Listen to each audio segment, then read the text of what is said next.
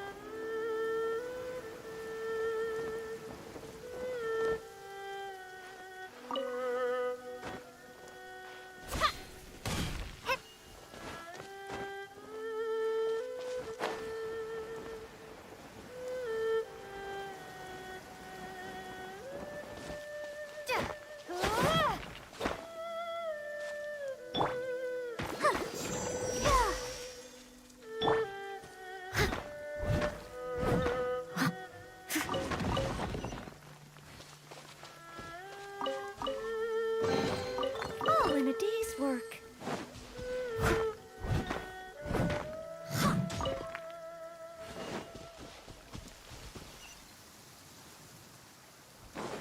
I'll catch up.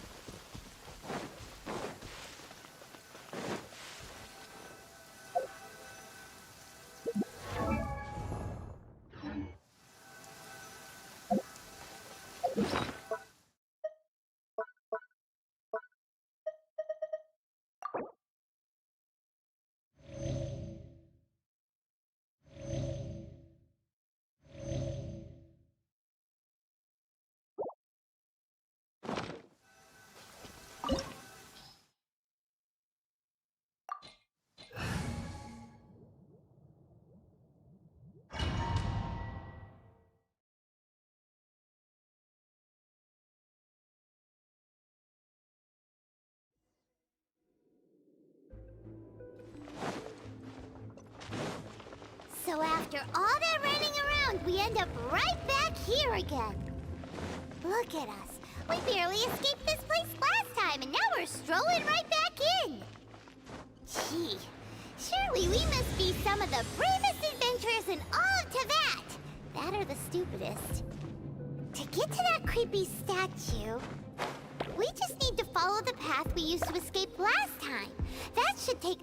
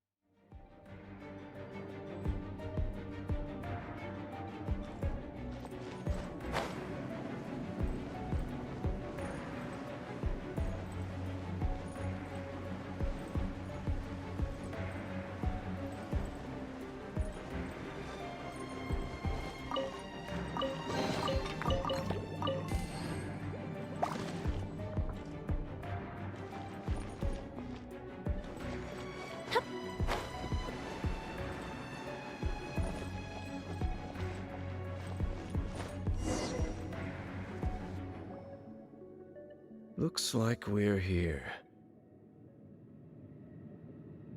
An eerie, lifeless, dark chamber. I understand the evil aura you were describing earlier. Oh, such a scary place. Be careful to not be overwhelmed by the power of the defiled statue. The Abyss Herald. It's here. You sense correctly. You are just as vexatious as ever, Dainsleif, enemy of the Abyss. I sense your soul is stained by terrible bloodshed, perhaps from your darkest nightmares, unless... Oh, and something far more dangerous. You reek of a corruption familiar to me. Then we are the same. We're both dangerous. But dangers from outside of the Abyss Order must be caught and caged. It is your words that forever reek of corruption. Time to silence you! Bow before the Abyss!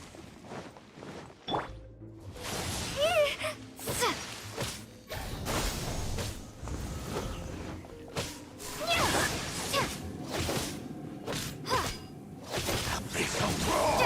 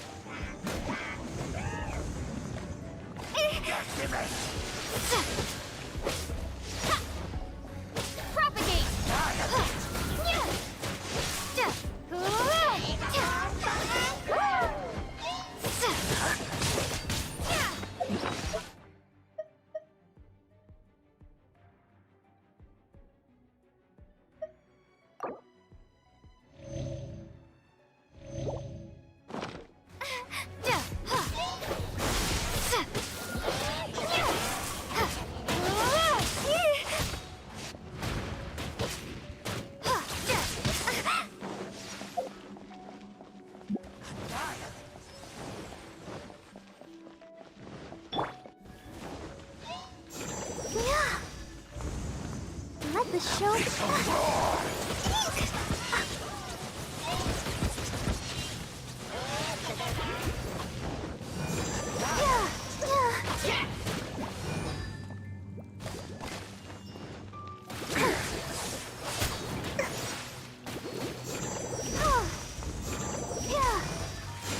All life will perish.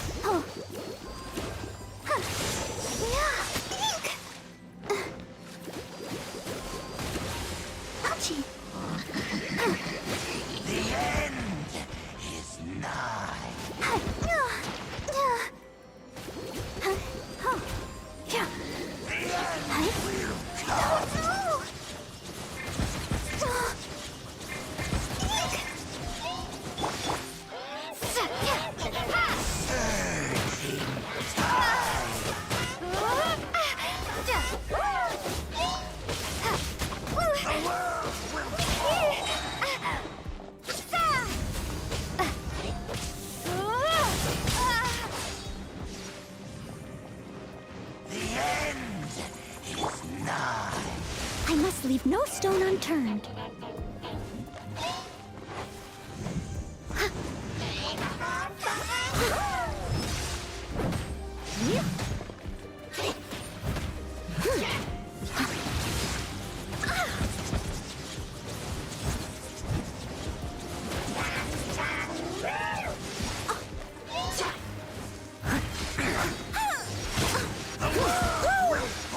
Someone needs steady as stone.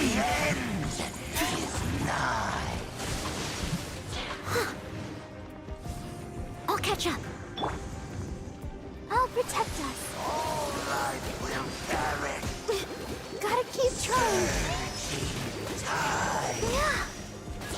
Huh. The end will Hey. come. Oh. Huh. Huh. Hey. Huh. Hey. Huh. Yeah. Hey. All life will perish. Yeah. Surging. Why has everyone stopped singing?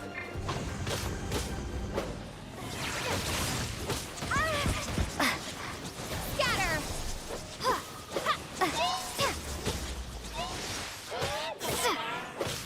The end is nigh.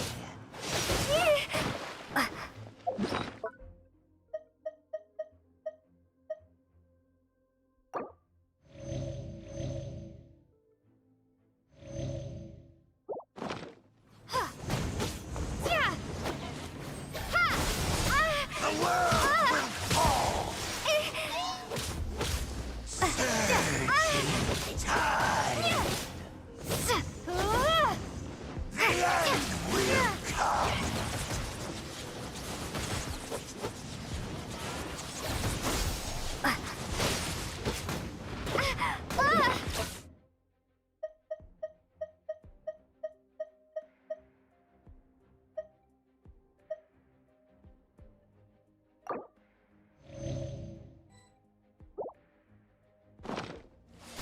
The world will fall.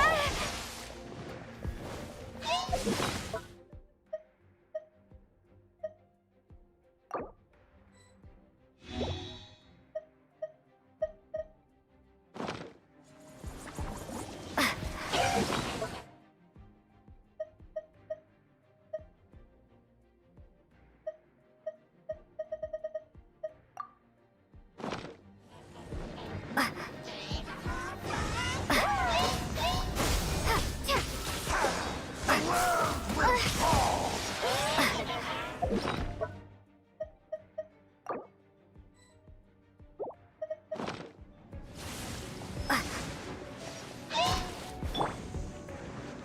Let the show begin. Will come.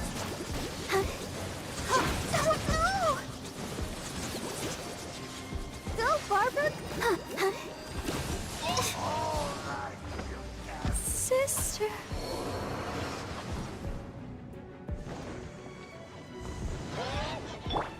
The end. I must leave no stone unturned.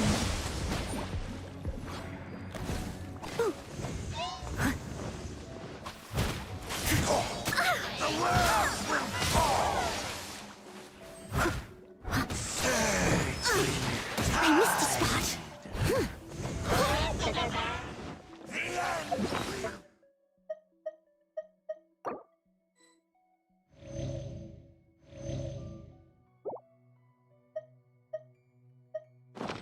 come.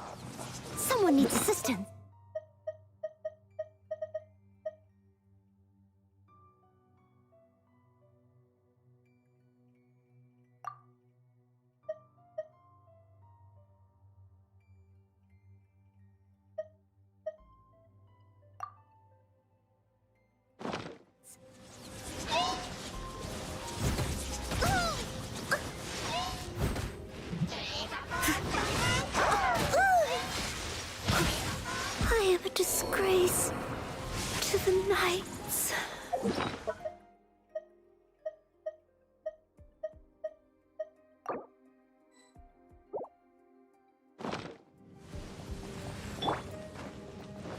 Time for The world will fall! Uh-oh. Uh-oh.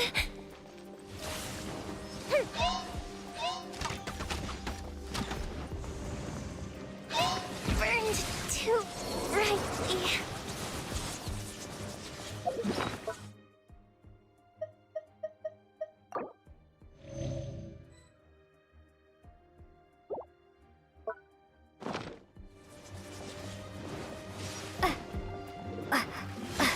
All life will perish!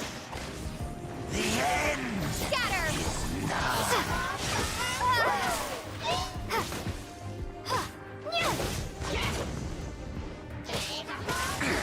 The world will fall!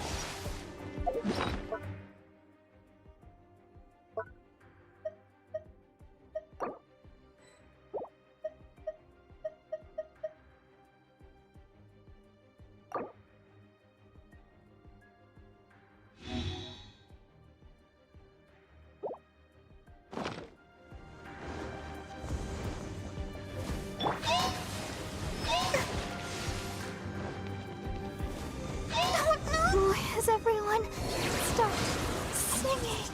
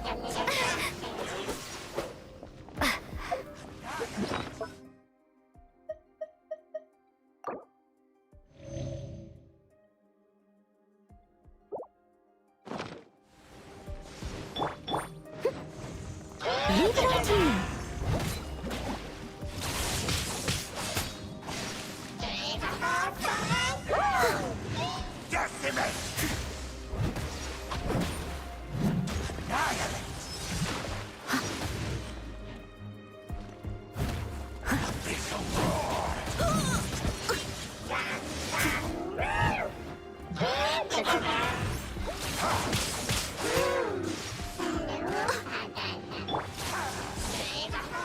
fuse is lit!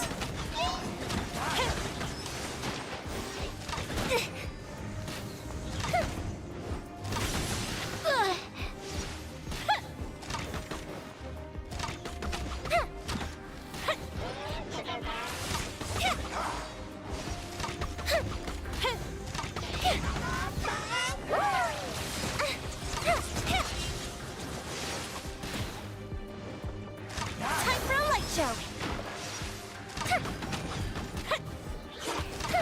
Uh-oh. Uh-oh.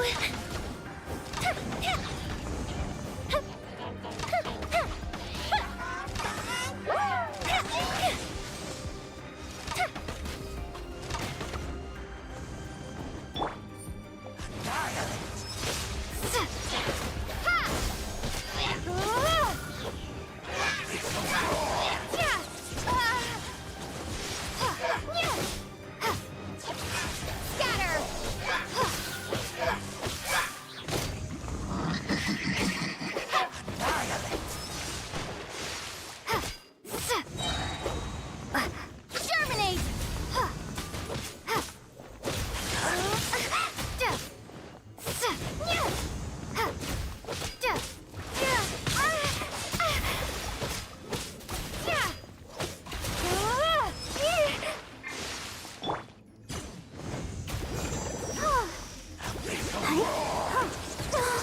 Ouchie!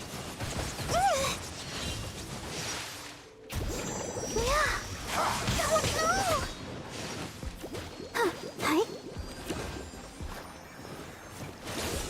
All life will perish. Hi. Go, Barbara, go! Hi.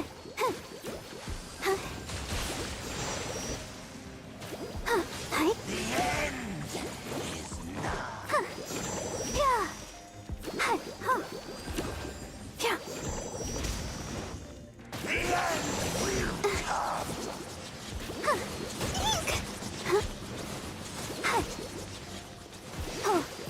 Hi. Surging tide. I'll protect us.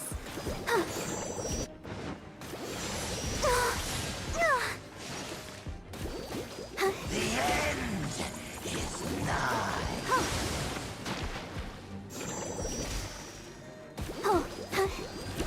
The end will come.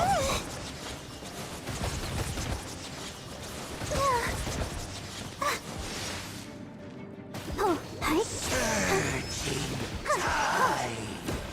Yeah. Hi. Propagate. All life will perish. Yeah. The end is nigh. Surging tide.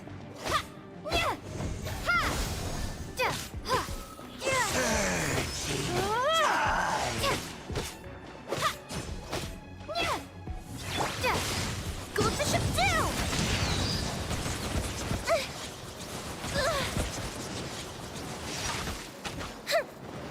Surging tide.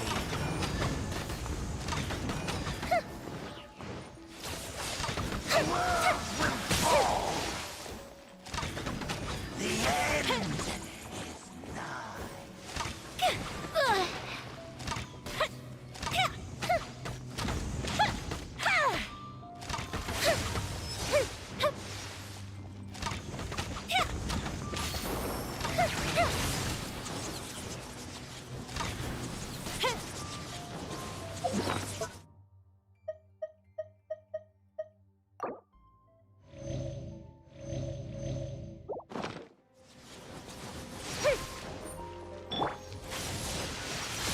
Steady as stone.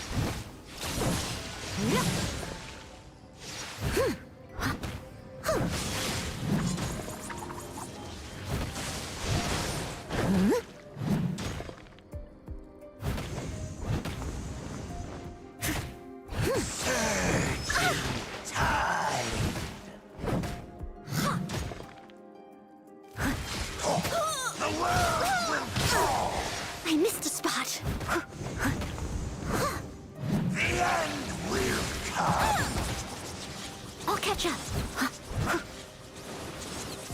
I must leave no stone unturned. The end is nigh.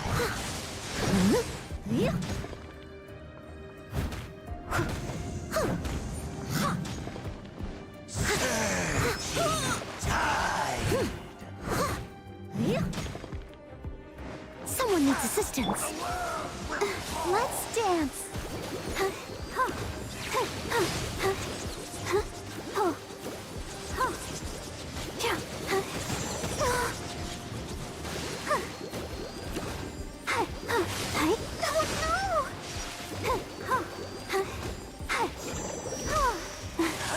The world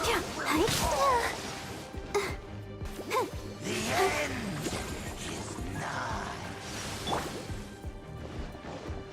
Propagate!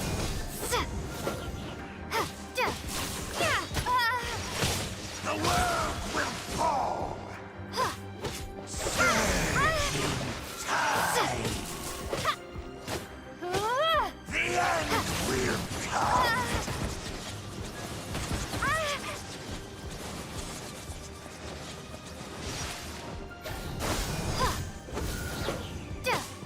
The end is nigh.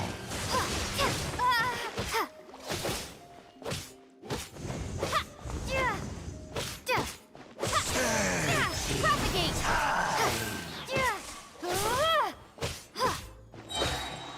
Springboard! The world will fall. The end will come.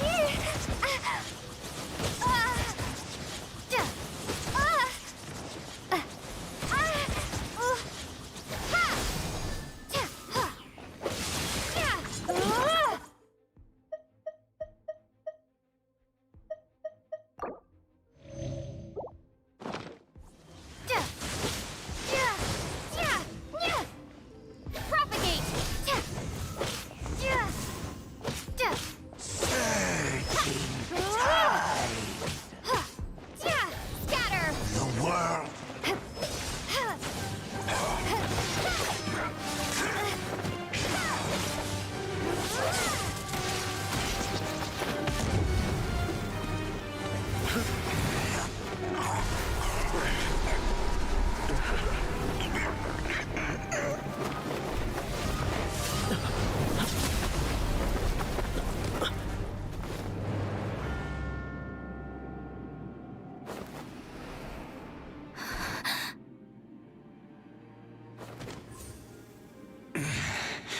Prince.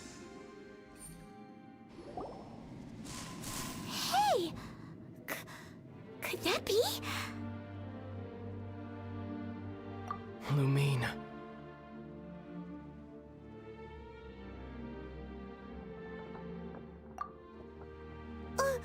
Wait! He just blocked an attack against the Abyss Herald! Your brother? And the Abyss? Lumine, why are you with Dane? Uh-huh? Your brother knows Dane? Ether.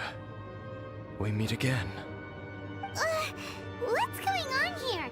Dane knows him too? You shouldn't team up with this man. He is my enemy. Ether.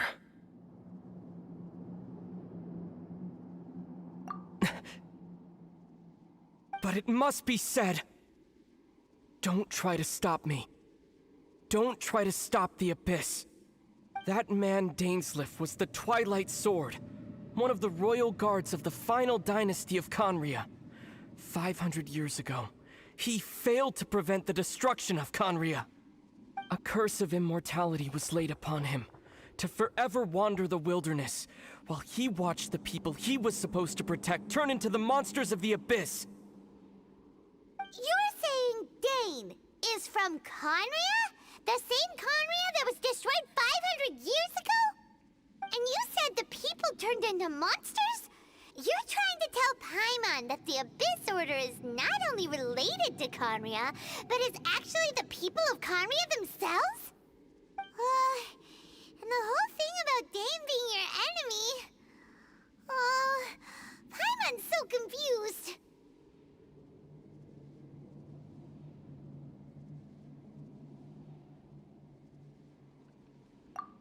Home. Yes, of course. Home is wherever we are together. But I cannot go with you to the next world to find a new home. At least, not yet. Until the Abyss has engulfed the thrones, my war with destiny will see no end.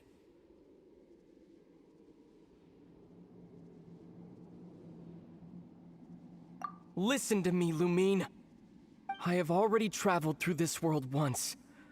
Once you reach the end of your journey as I did, you will see for yourself the true nature of this world.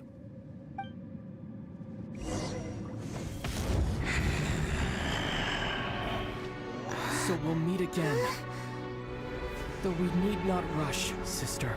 I have more than enough time to wait for you.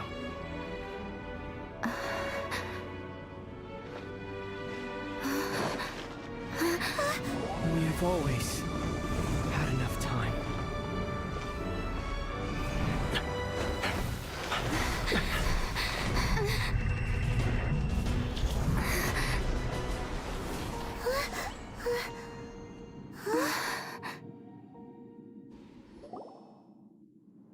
They left.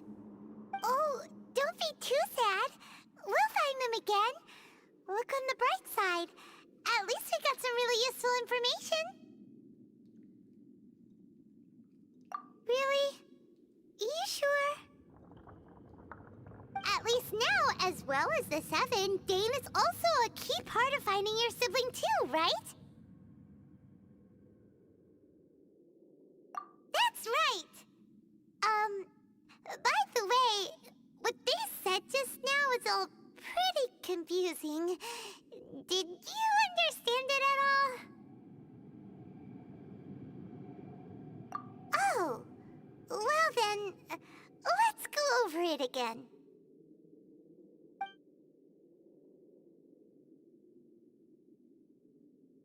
First off, that Abyss Herald called your brother Prince. It seems like your brother is leading the Abyss Order. Even the Abyss Herald answers to him.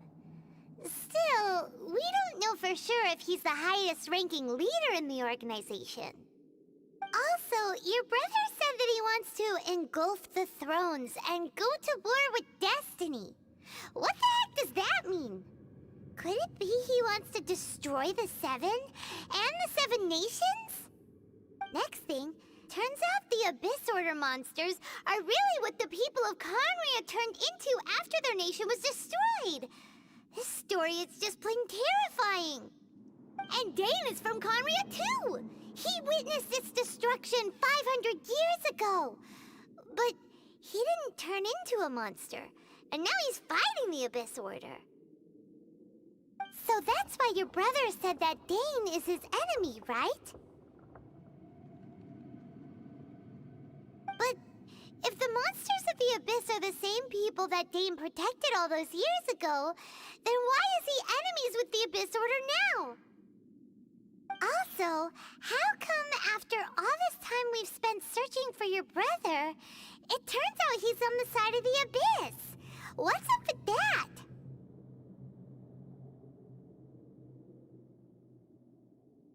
Yeah, you're right.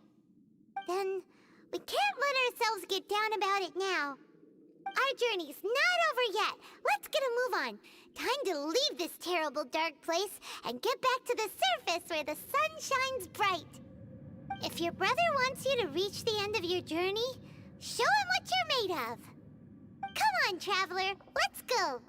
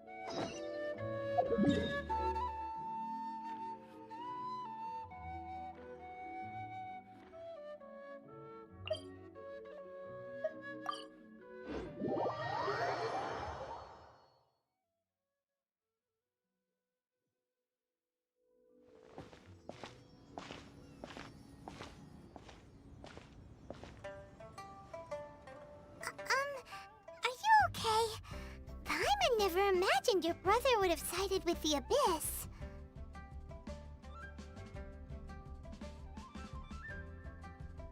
Well, keep your chin up. Paimon believes in both of you. And when the going gets tough, the tough get going. Right?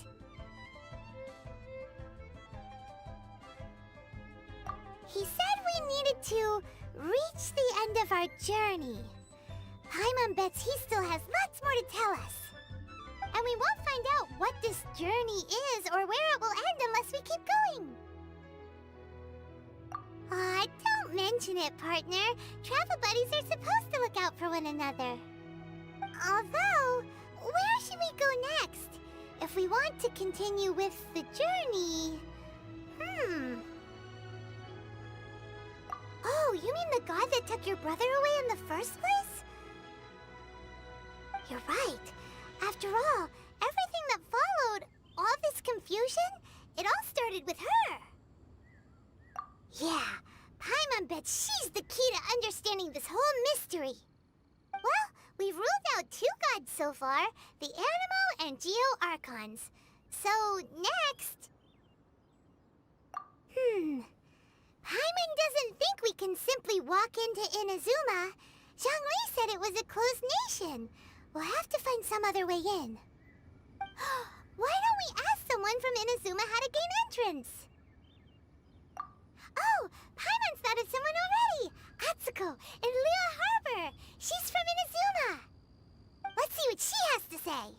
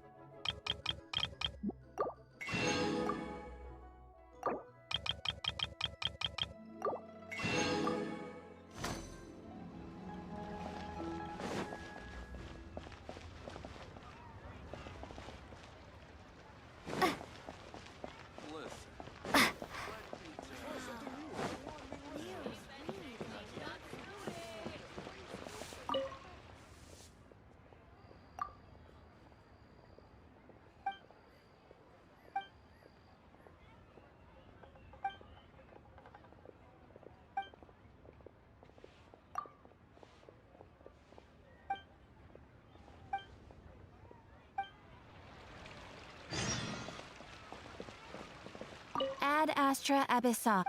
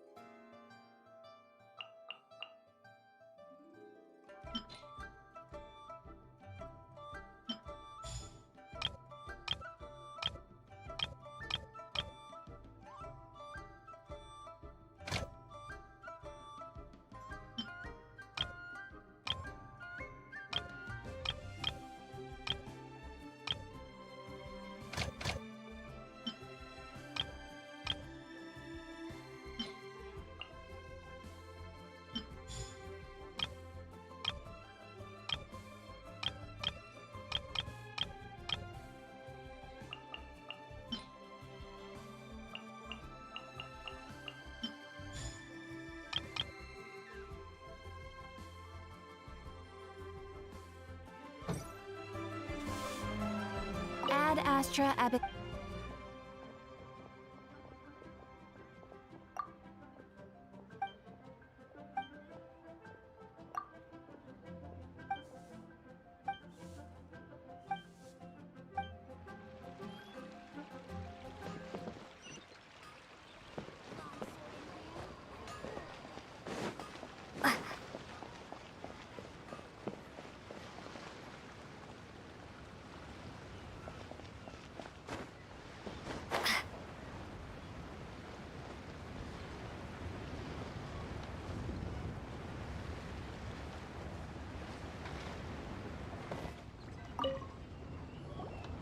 Oh.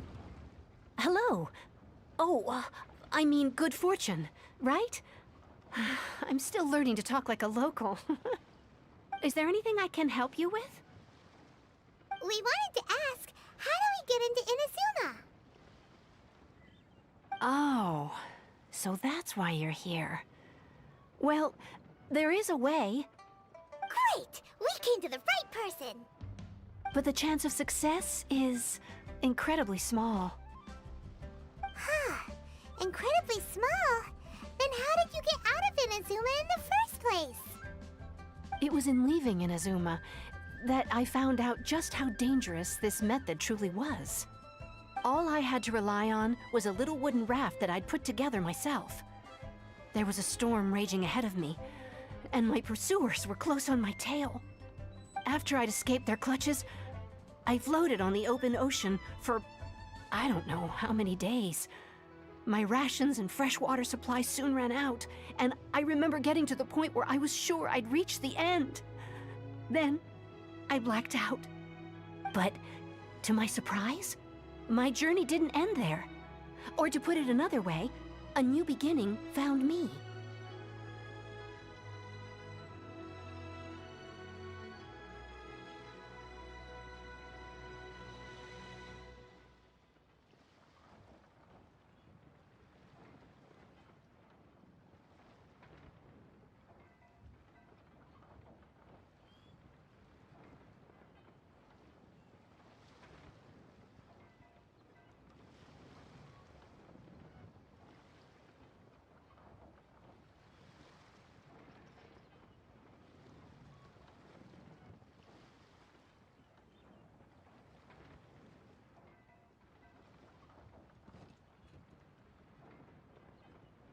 Ah, that's right.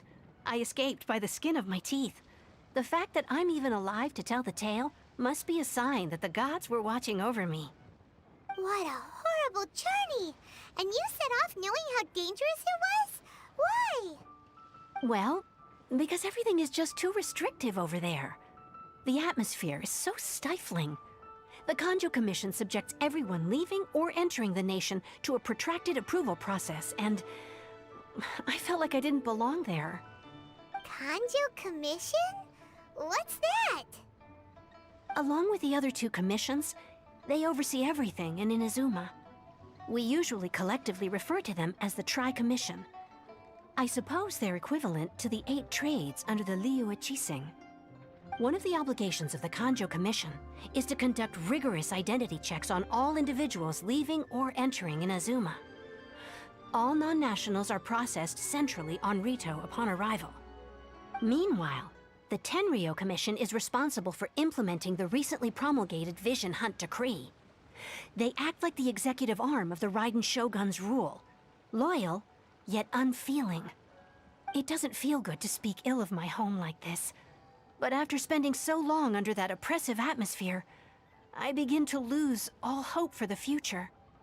What I mean to say is, unless you have an extremely compelling reason to go to Inazuma, you should abandon your plans of trying to get there.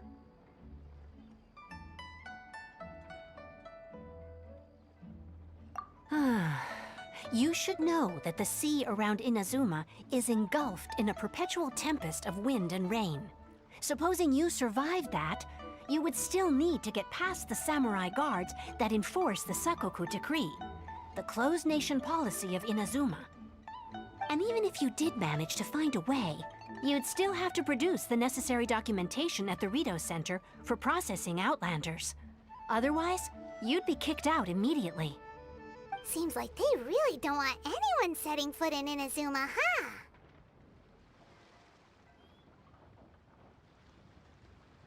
They only set that up as a port to guarantee a supply of goods and information to the island. Most Outlanders would be unable to acquire the documentation needed.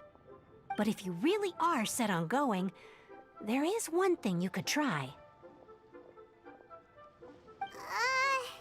The raft idea sounds a little on the dangerous side. Plus, Paimon would definitely get seasick. That's not what I meant. You could ask someone from the Crux fleet if they have some way of getting you to Inazuma. They're well known in Liyue. Voyaging far and wide has made them a well-traveled group with a wide range of experiences. They may just know how to break through the storm. But it's an armed fleet, right? Why would they agree to a request like this? That part is up to you. If you're able to persuade their captain, Beidou, then the hardest part will be out of the way. The Alcor is the flagship of the Crux fleet. I heard that it's currently anchored by Guyunstone Forest on a supply run. This might be your best chance. Then there's no time to lose. Let's go find Captain Beidou.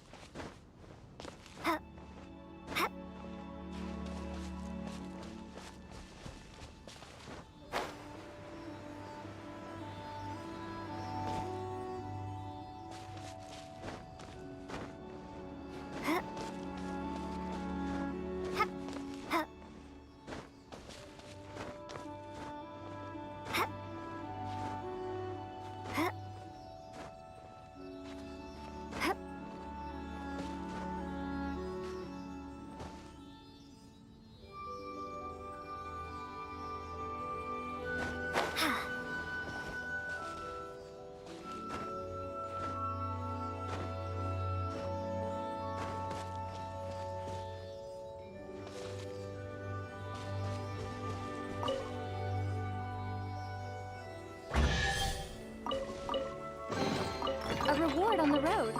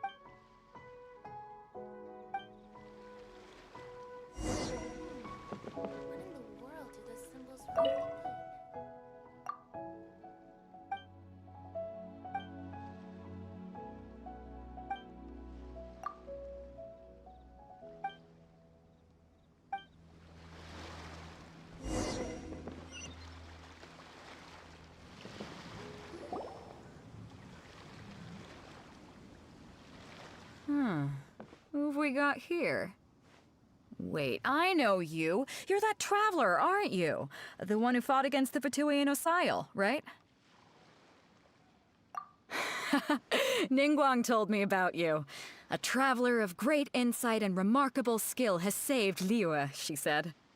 She's a hard one to please, so praise from her is high praise indeed. I remember thinking at the time that it'd be good to meet you in person. Judging by the clothes on your back and this floating thing, I guess that time has come. Hey! The name's not Floating Thing, it's Paimon! Paimon? What a fascinating being. You two give off not only the essence of wind and earth, but also of... yes, the stars. Huh? The fragrance of what now? That's the weirdest compliment Paimon's ever heard. Pay it no heed. I mean only to say I am certain that it is by fate, not chance alone, that we should meet. And that gives our encounter meaning.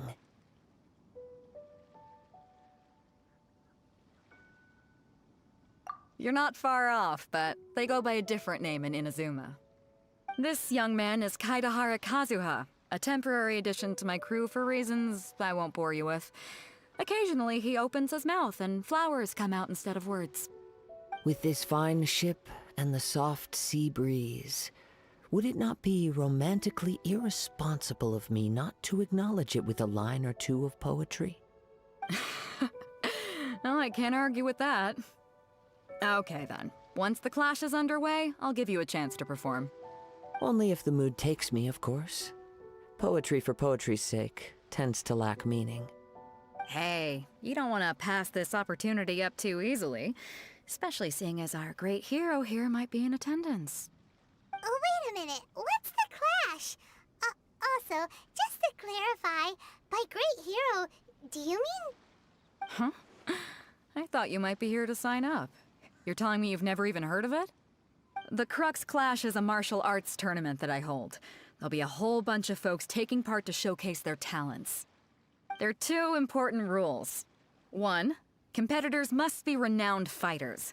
We want those with real martial arts ability, not just people taking part for the fun of it. So, you've got nothing to worry about there. I don't think there's anyone out there who hasn't heard of you. 2, you can't take part if you've got a vision.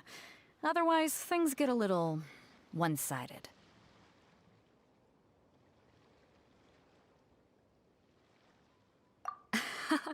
You must be feeling confident, but you might want to watch out. There are a few crouching tigers and hidden dragons lurking around in Liyue. And with Liyue's savior taking part in the tournament, now that's gonna turn a few heads. I think we can expect a healthy turnout this time. But we didn't come here to take part in a martial arts tournament. Well, before you dismiss the idea completely, you might be interested to hear that the prize this time round is particularly sought after. Get this. It's a masterless vision. Supplied by myself, as a matter of fact. If the tournament champion can reawaken that vision, it belongs to them. Is there really such thing as a masterless vision?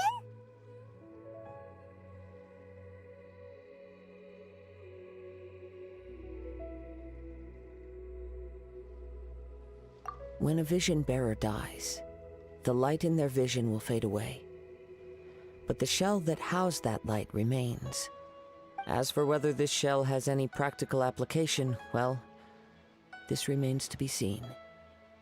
But my intuition tells me that while it remains in the world, it may just be possible for someone else to inherit it. Yep, and the way I see it, a vision is a badge of recognition from the gods. So if anyone's able to rekindle it, it's gotta be an individual of exceptional strength and talent. Organizing the clash is my way of uncovering hidden talents. And hopefully this time, getting a vision to glow again. So if you don't have a vision, this is the perfect opportunity to get your hands on one of your very own.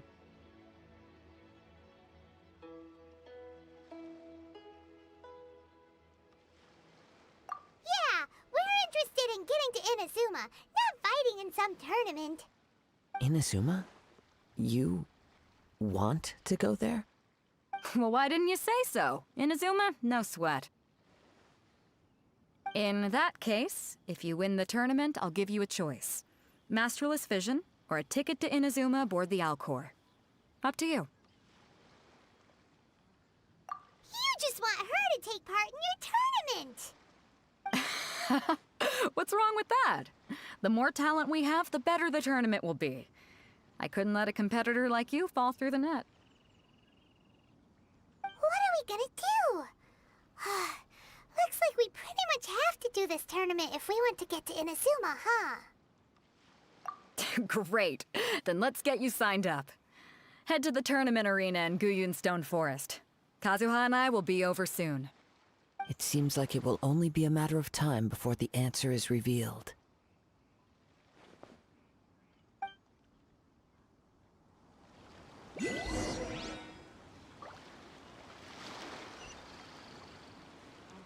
Go on, get yourself to... I've already fixed up the arena. You can't miss it. Go on, get yourself to Guyun and sign up already. I've already fixed up the arena. You can't...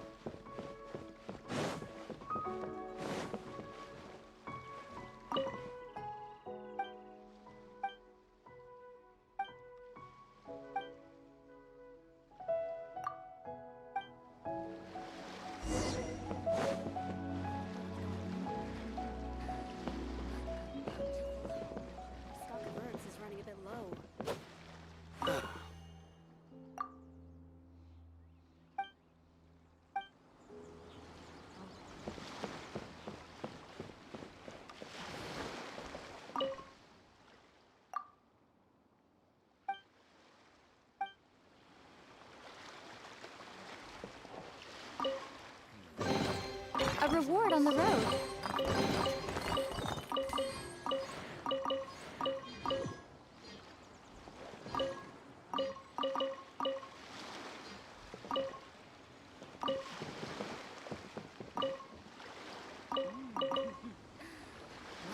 Bountiful hall.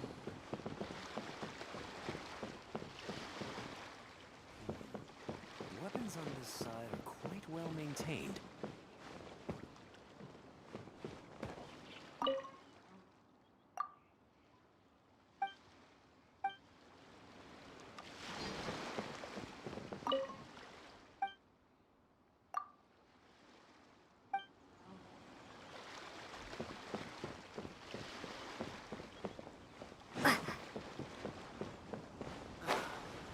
Waves are as calm as always.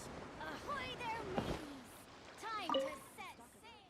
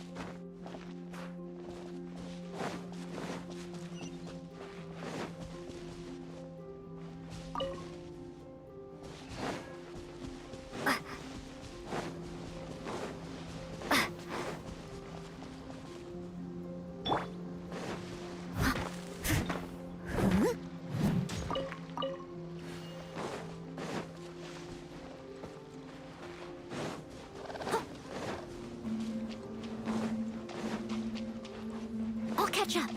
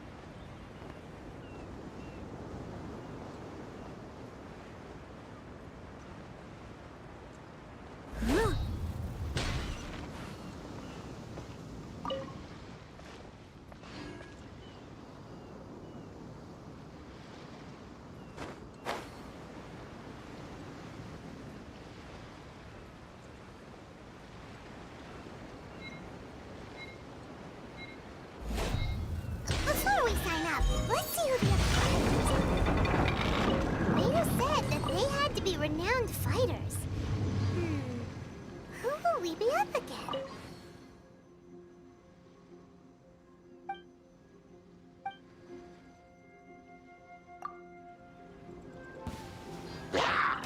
Someone needs assistance. Yeah.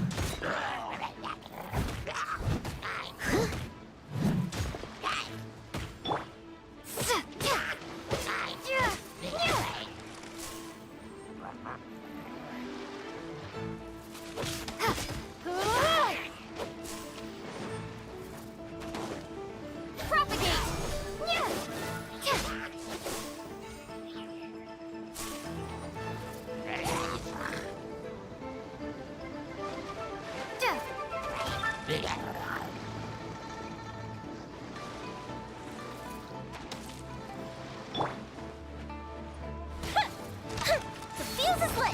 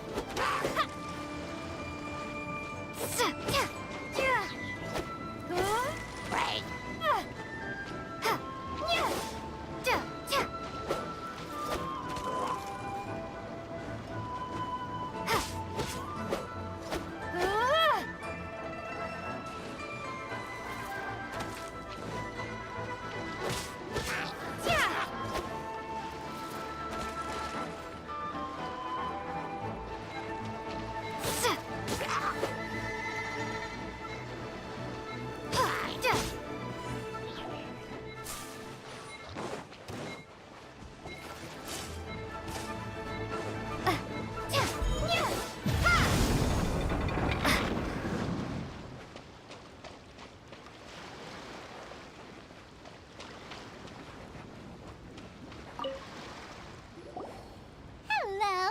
Are you here to compete in the Crux Clash? You bet I am. Have you put your names down yet? Well, I'd have a look at the entrance criteria if I were you. Then allow just anyone to take part. The Clash is a comprehensive test of fighting ability. Anyone who turns up for show over skill is gonna get their butt handed to them. Nobody wants to see that, right? Yeah, we heard a rule about that. So, Paimon's wondering, are you a renowned fighter? Me? Only a former runner-up in the Chihu Rock Freestyle Combat Summit. Oh yeah.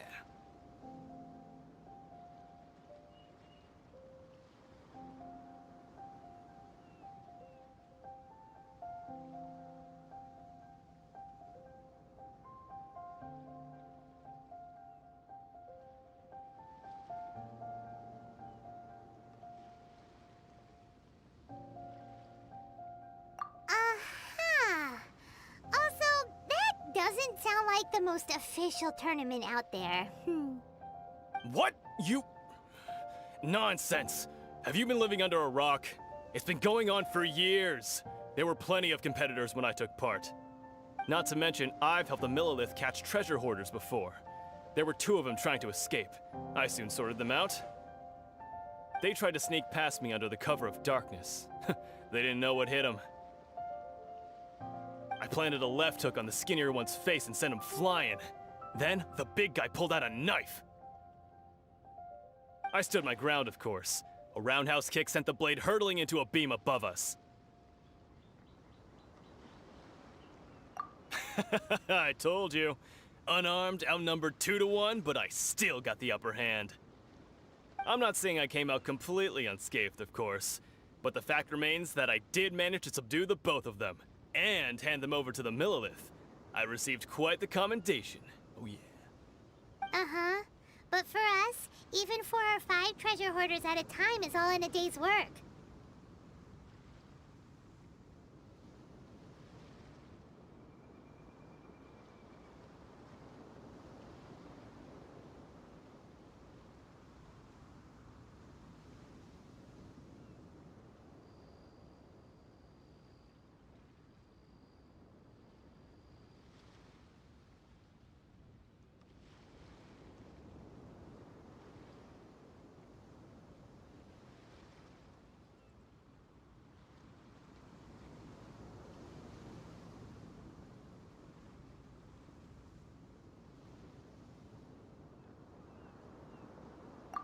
Alright, we're gonna keep looking around.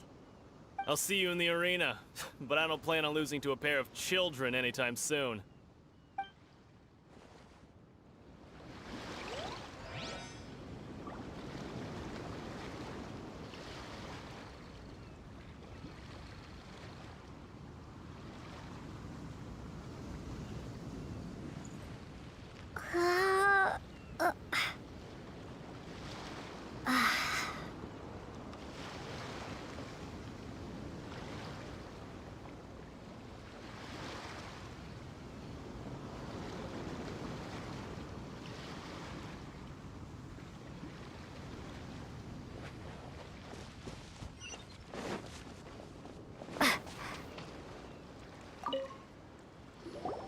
Hey, youngster. Are you here for the Crux Clash too? If so, seems I found myself another new adversary. So you're also here for the tournament? You better believe it. I wouldn't be here if I didn't think I could walk away as a champion. For me, obtaining a vision is the final and most important piece in the puzzle that is my life. No. It's not about what I want to do. This is about who I want to be. I am looking to become a perfect person. I know how that sounds, but let me explain. I've lived a successful life so far, without any setbacks. I've passed every exam I've ever taken, enjoyed numerous successful business ventures, and seem to get on with just about everyone socially. In most people's eyes, I am already the very embodiment of the perfect person. Though, of course, I'd never let the praise get to my head. I know I haven't reached perfection yet, because there's one thing I'm still missing. A vision. You have so much self-confidence.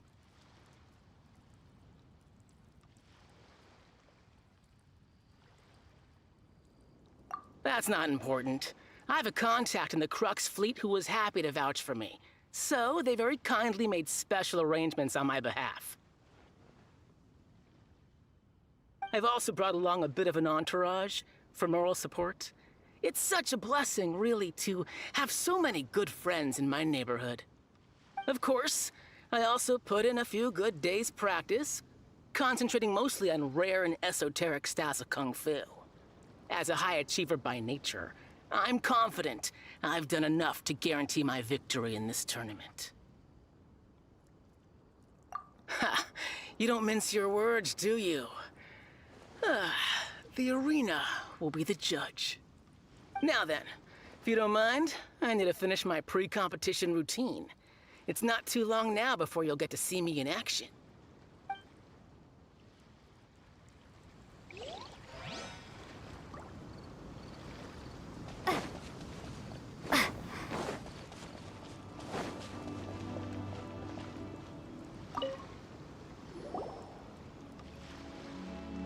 Hi there! Are you here for the Crux Clash too? That's right. Nothing beats real-life combat for honing your skills. That's what our master taught us. But this tournament is more than just a chance to put training into practice. It's also a chance for us to obtain the masterless vision. Exactly. With a vision, we'd quickly become our master's top students. This master of yours must be pretty incredible, huh? Are they someone famous? Famous? He's the founder of the Lingshan clan, and his skills are unparalleled. Liang and I are both proud disciples of his. You probably wouldn't have heard of it. It was founded quite recently. The clan is nowhere near as famous as the master himself anyway. He's got to be a grand master or something. He's created many different styles of Kung Fu, and countless other clans have borrowed extensively from him. To the Lingshan clan, he teaches a special technique known as Force Dispersal. Force dispersal? It's a type of breathing exercise where you can train yourself to harness the energy around you and neutralize attacks without moving an inch. For example, our master can use it to alter the path of an attacking fist, or change the direction of an incoming stone, all without breaking a sweat. One time, he sent a challenger flying into the air without lifting a finger. It sure is, but it's extremely difficult to cultivate this ability. We've been training for ages and we're still getting to grips with the very basics. There's no way we could use it proficiently yet. We're clearly not that naturally gifted, or we would have at least gotten the gist by now. If we don't start making progress soon, we'll probably run out of money to pay the tuition fees and still have nothing to show for all our training. There's a tuition fee? Of course! This is a Grand Master we're talking about here. He doesn't have time to waste. If you want face-to-face training, you've got to show you're sincere about it. But here we are, having trained under him directly all this time without even a hint of improvement. Master is getting increasingly impatient with us. Recently, though, we heard that a Vision Bearer joined the Guhua clan and made pretty much instant progress in their training. So, if we can get our hands on a Vision too, maybe we can finally make our master proud. Well, we have to try something new. Otherwise, we're stuck in the same situation. Exactly. It can't hurt to try. And if it turns out it does work, the Lingshan clan will go down in history. Folks will come from far and wide. Heck, we could even become the dominant martial arts clan in all of Liyue. See you in the arena.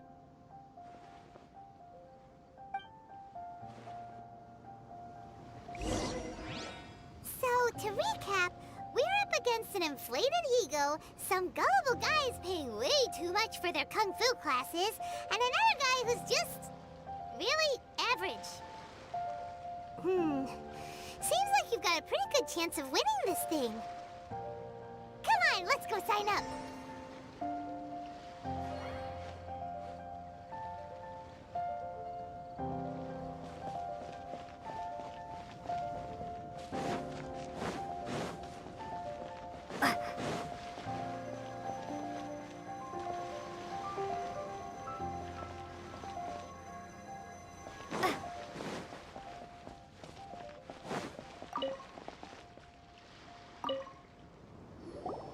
Chinksa Village Arm Wrestling Champion, huh? All right, you're signed up. Next, please. What's your name?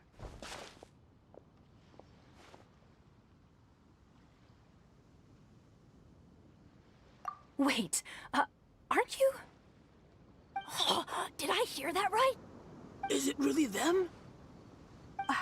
Huh? Aren't they a Vision Bearer, though?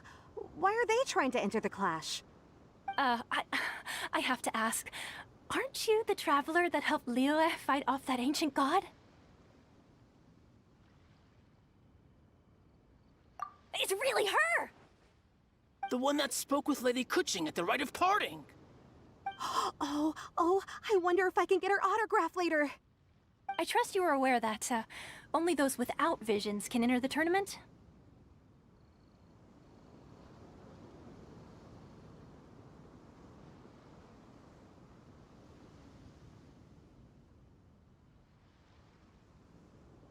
Really?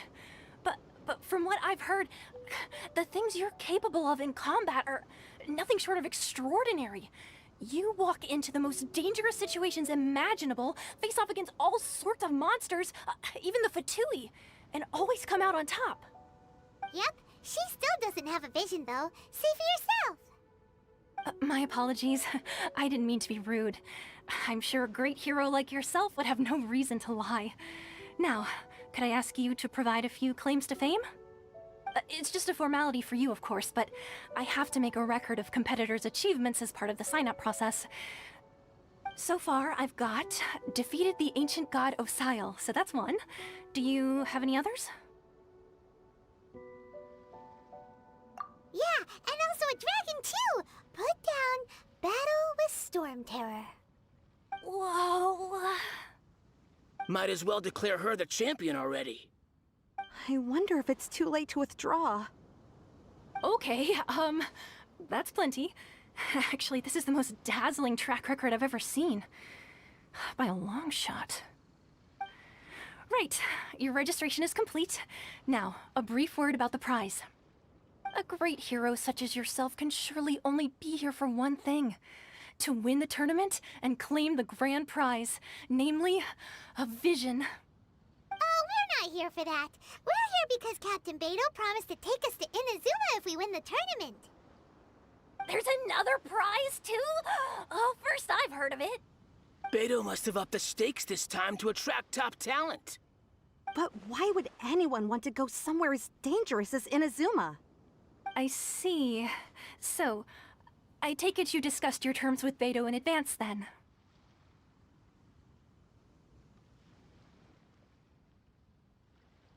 Well, nobody expected you to sign up to a tournament like this.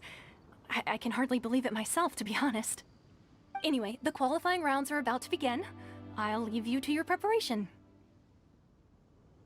Hey, so Paimon's thinking about that whole no vision bearers rule in this tournament. Even though you don't have a vision, most people in Teyvat think that you can't manipulate the elements without one. So Paimon thinks you probably shouldn't use your elemental abilities during the tournament. You know, just to avoid any misunderstandings. In any case, looking at the competition, it should still be pretty easy for you to win, even without using any elements, right? Alright, it's showtime! You got this! You seem like you're raring to go. Are you ready to compete? Good. Then please follow me into the arena.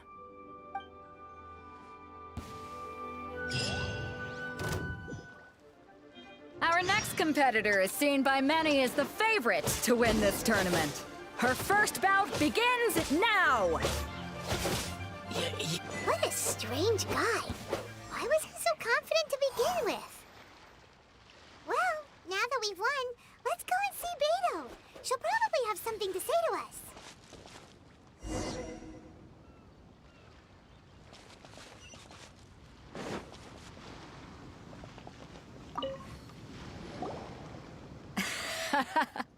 I knew I wouldn't regret introducing you as the favorite.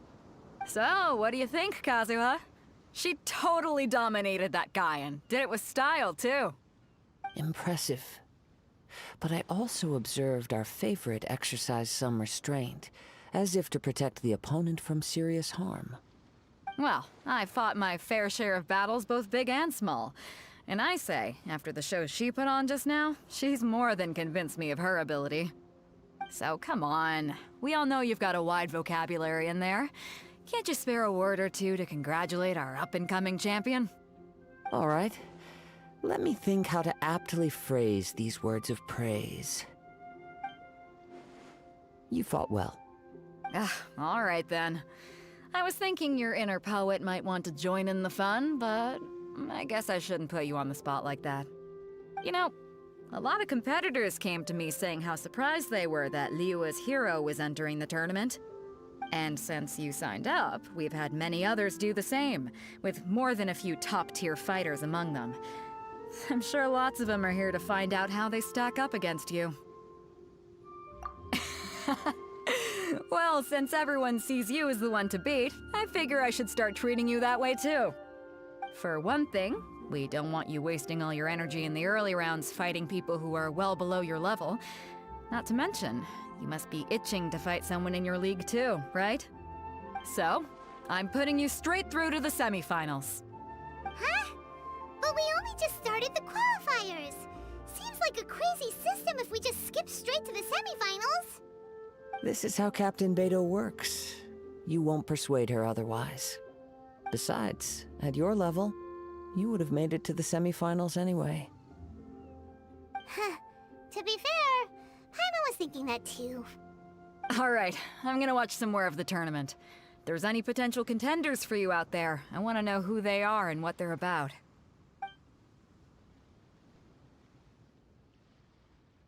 We're finally here, folks. The real show is about to begin.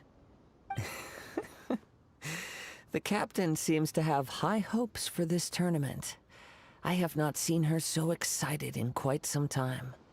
Your opponent has fought many rounds to get to the semifinals. This makes him a seasoned warrior. You may well be stronger than him, but this should not give you cause to lower your guard. Very well. Show me that you are ready to push through the storm that lies ahead. All right, that's enough chit-chat for now. The audience is waiting. Go find the crew member that signed you up. She'll take you into the arena.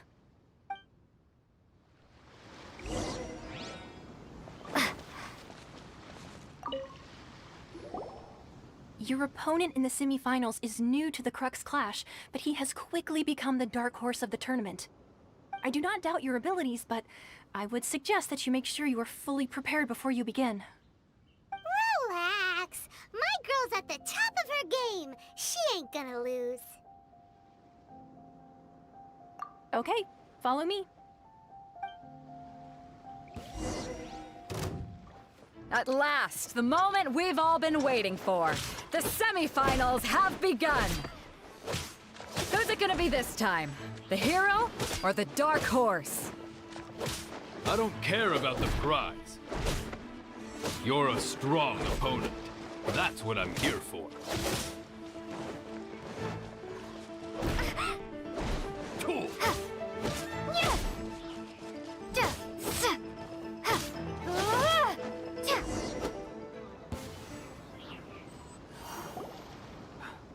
I'm sweating all over. It's a good feeling. Congratulations. I was beaten by the best. I need to train harder.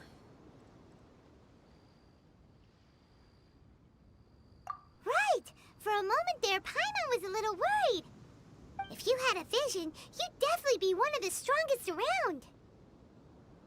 I wanted a vision once, when I was a kid. People said that if you're strong enough, you'll have your chance to get one. But mine never came. I lost interest eventually. You can't depend on a vision like you can your own body. I've fought and won against vision bearers before. The power they have was given to them by the gods. I don't envy it. Huh? You mean you didn't sign up to try and get your hands on that masterless vision? No, I didn't. I only wanted to pit myself against other fighters and see who was the strongest. Only in defeat can you understand your weaknesses and learn from them. So I'm pleased with today's outcome. I don't often have the pleasure of experiencing defeat. Wow! Now that's true strength talking. If you have the chance in the future, please come and spar with me again. I will be stronger next time.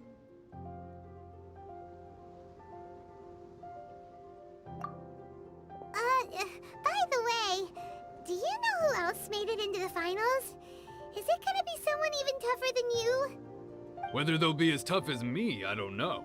But what I have heard is that they're extremely quick. So don't get too cocky.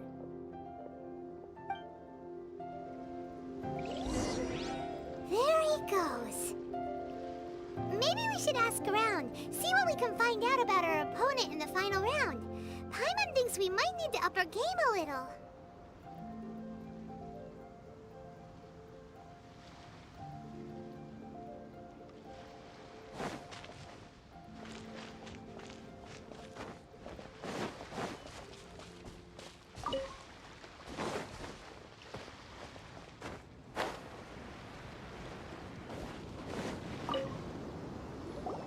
Ah, it's you! I watched your match. What a stunning performance. I myself was eliminated in the third round. Shame. If only I could have advanced one more round. Maybe next time, huh? By the way, do you happen to know who else advanced to the final round? Why, yes. He's the same one who defeated me. He is a formidable opponent, quick on his feet and swift to take advantage of his opponent's missteps. I faltered for but a brief moment, but before I knew it, he had me on the floor. Given my stature, I have no fear of squaring off with physically strong opponents. But faced with a nimble, agile opponent such as him, I found myself completely out of my league. Still, I'm sure he'll be no match for you.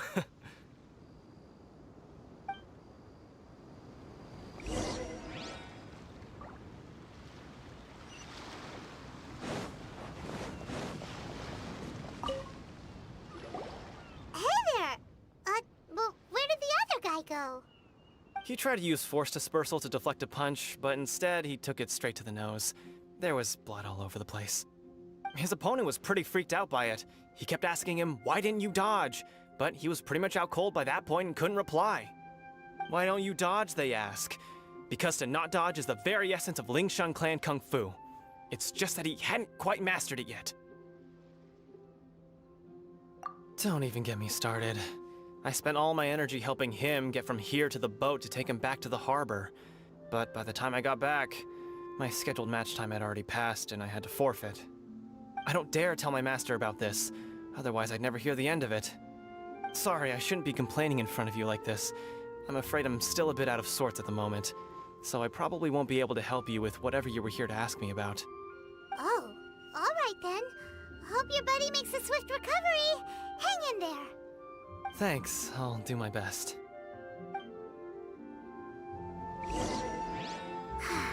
We still haven't got any useful information yet. Maybe we can go talk to Beto. Surely. You gave an outstanding performance. Truly commendable.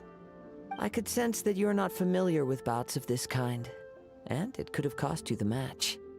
But you were quick to adapt, and managed to claim victory over your opponent. That is a most invaluable skill. In fact, I discerned this not from what I saw, but what I heard. The ground beneath your feet, and the pattern of your breathing. But it is nothing remarkable, for I discerned nothing more than Captain Beto did. He's right. But in my case, I was purely relying on previous experience. I guess not using your elemental powers must be quite new for you, huh?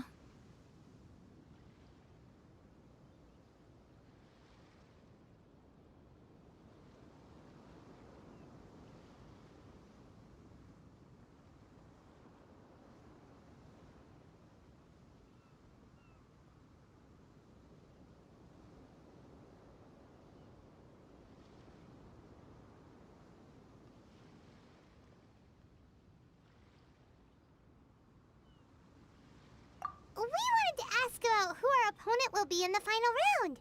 Do you think they'll be stronger than the one we faced in the semifinals? Not exactly. Contenders that reach the finals aren't necessarily stronger. They tend to have something unique about their style. As for the guy you'll be facing, his skill lies in his speed, and he has superior form. It's also obvious that he's seen his fair share of battles. What's the matter? Worried that you've bitten off more than you can chew this time?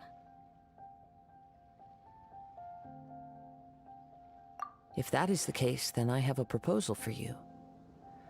Let's go somewhere a little quieter, shall we? I haven't properly introduced myself yet. In the land of Inazuma, I was a wandering samurai. Yeah, we could tell that from your getup. But at the same time, when you talk, you don't really sound like someone who's used to waving a sword around. It is true that I am versed both in literary and martial traditions. But on the straggling path of a wandering samurai, is there harm in acquiring a surplus skill? I do not mean to flaunt my martial prowess, but I myself have witnessed reputable fighters hailing from across the lands. I do possess some knowledge regarding your opponent's particular skill set. Given your talents, a few hints from me will be all that's necessary to bring your opponent down. Hang on. Don't you think you're bending the rules a bit there? Gathering intelligence is an essential part of any duel. You must know your enemy. Besides, our favorite here has fought many battles on their journey from Mondstadt. Such impressive feats require more than just bravery alone. You betcha! Wait a second. We never told you that we've been to Mondstadt.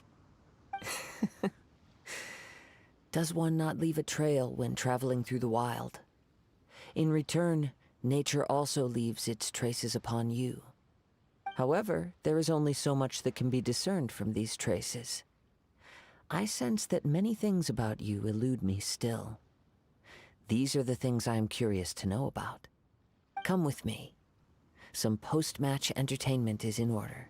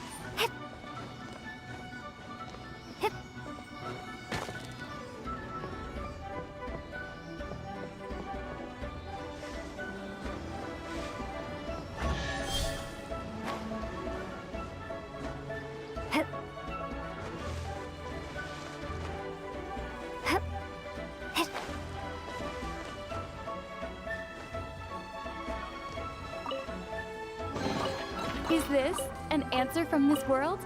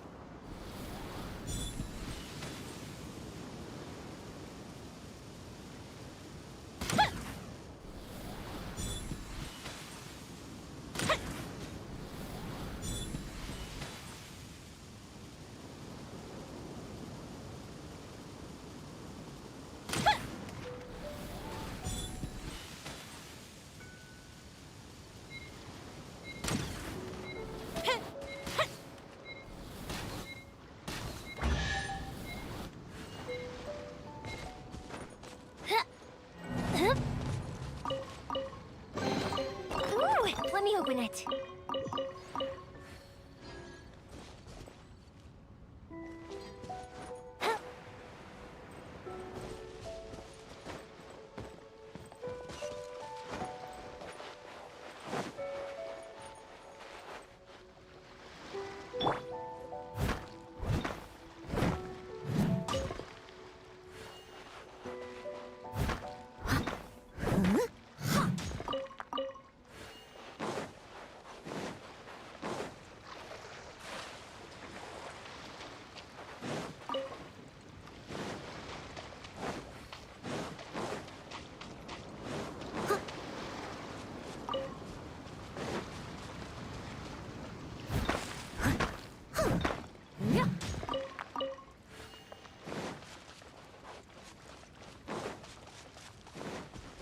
Someone needs assistance.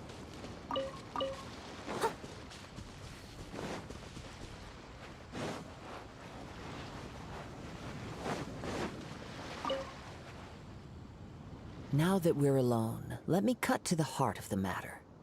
You are skilled in manipulating the elements, and not just a single element, but multiple. Is that correct? Paimon knew that you were hinting at something from the moment we met. You've known all along. That's right. If the other contenders were to catch wind of your elemental abilities, let's just say it would cause some unwanted misunderstandings. If I'm not mistaken, you share these considerations, given your reluctance to use elemental skills even in the heat of a match.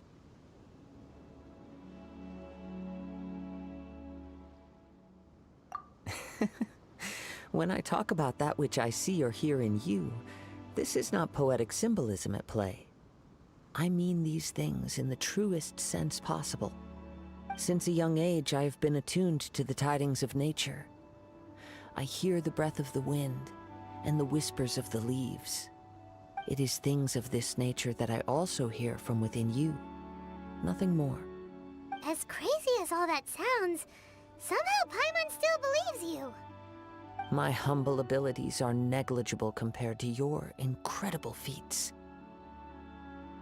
To think a human could wield the elements without a vision, and not to mention your incredibly complex scent, like that of some mysterious being.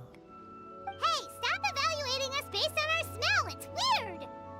Could you perchance enlighten me as to how you managed to obtain your combined elemental abilities?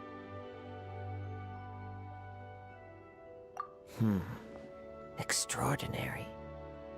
So then, might I be so bold as to inquire how exactly it is that you learned to channel elemental energy and even wield it in combat?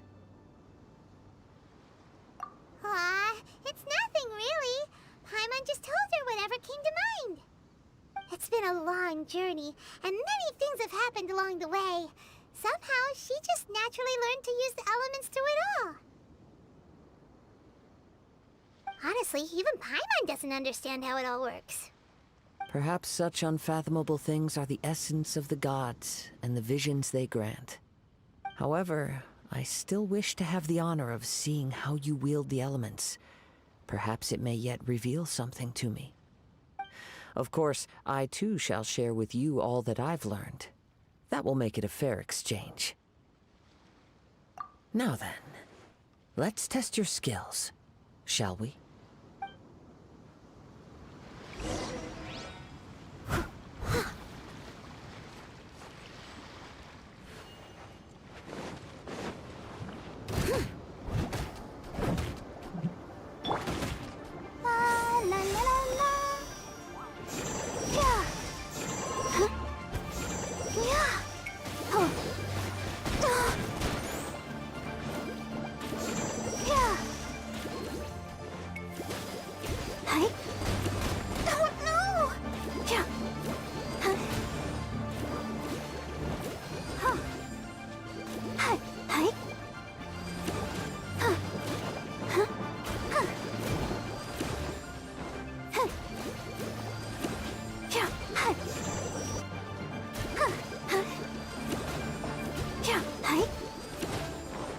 Let the show begin. Huh. Yeah. Huh. Huh. Huh. Huh. Huh. Yeah. Huh. Huh. Huh. Huh. Huh. Huh. Yeah. Yeah. Yeah. Huh. Yeah. Huh. Yeah.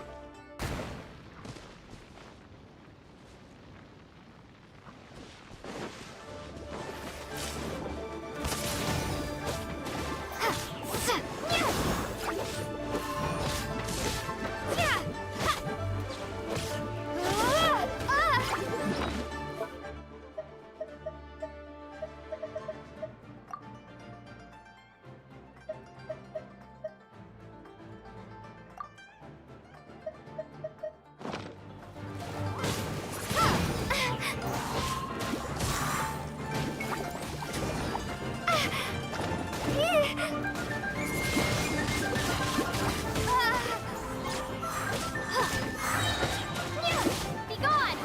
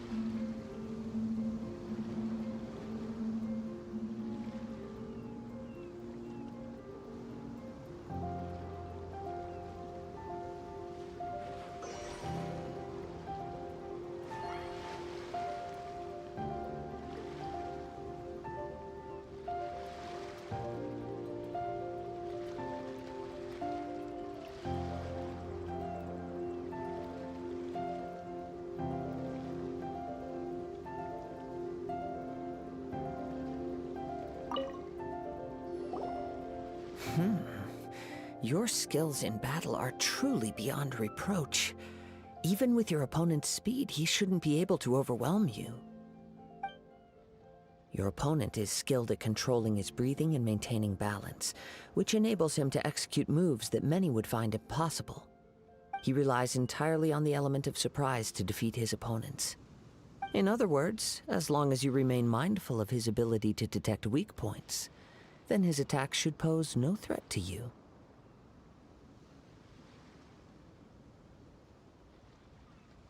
Please, save your thanks. If anything, I should be thanking you for the opportunity to witness your command of the elements that defies all known principles. The world is a truly mysterious place, it seems, and one will always encounter that which is still unknown. You seem kind of obsessed with visions, but don't you already have your own? Why are you so intent on exploring the connection between visions and the elements? I desire to know what meaning visions have to the gods, and what influences the gods' decision to grant humans these visions. My apologies. You must be completely in the dark regarding such matters. For allowing me the honor of witnessing your mystical ways, I am willing to answer any questions you may have regarding Inazuma. So that's what you're curious about? Then allow me to tell you more. As you well know, a vision hunt decree is currently underway in Inazuma. Visions are a gift bestowed by the divine. People that have accepted this gift are now having their visions confiscated inexplicably, sometimes in circumstances that leave their original recipients dead. In the outset, supposing each of the 7 Archons had their criteria for granting visions to living beings, then does the current Electro Archon now doubt these criteria, or even the act in and of itself? Not to mention, with no new Electrovisions having been granted for such a long time, it would seem that we can infer something of the Raiden Shogun's feelings on the matter. She sounds less like an Archon and more like a tyrant.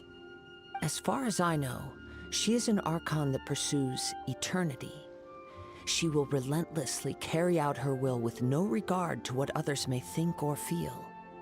Liyue's contracts are meant to benefit all who reside within Liyue. But what does Inazuma's pursuit of eternity bring to its people? It goes without saying that the people locked within Inazuma do not fare well these days. Sounds a lot like something the god you encountered in the beginning would do. Oh? Have you encountered the Electro Archon before? With time, we will change, but the Shogun will remain the same. If you wish to find her, she will forever be there. There will come a day when I too shall wish to understand the answers to eternity from her. Ah, the time for your match is approaching. Oh, right! We got so distracted talking about Inazuma that Paimon forgot all about the tournament! If you have no other matters to attend to, then we can return together. Very well. Let's go. I wish to see who will obtain the vision.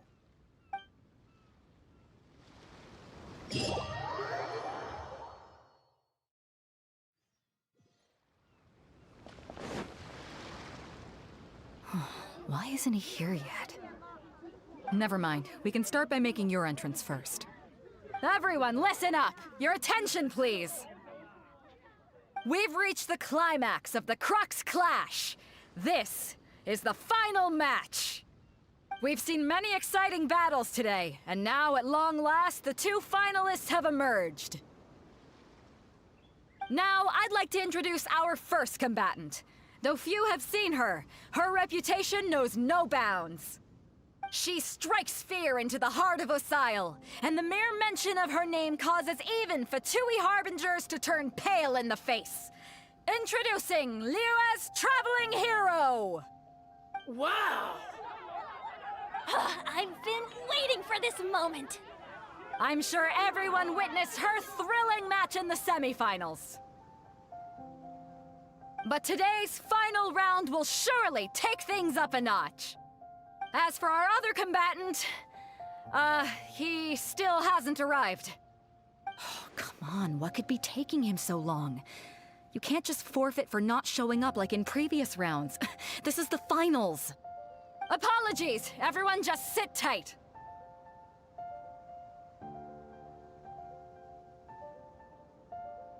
We've got no other choice. If he doesn't show up, we'll just have to postpone the match. Wait a moment. Something doesn't seem right about this. Captain Beidou, perhaps we should check on the prize. Traveler, come with us.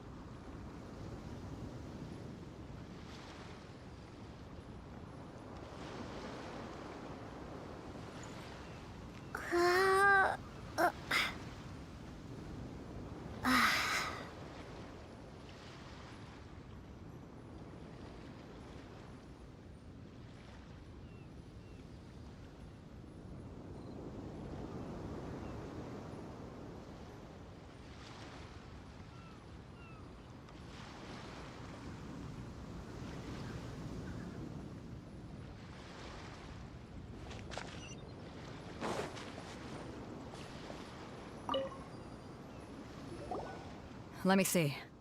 It's gone all right. The vision is missing. Huh? Did somebody steal it?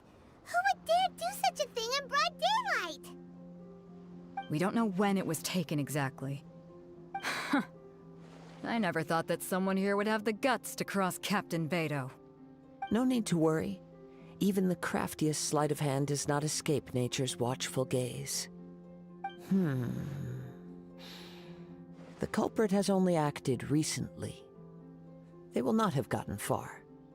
The vision was the prize that I had offered, and it was my responsibility to look after it. I will be certain to get it back. Well, if you insist. I'll leave the matter to you then. I'll stay here and try to offer some explanation to all the spectators that came to see the match.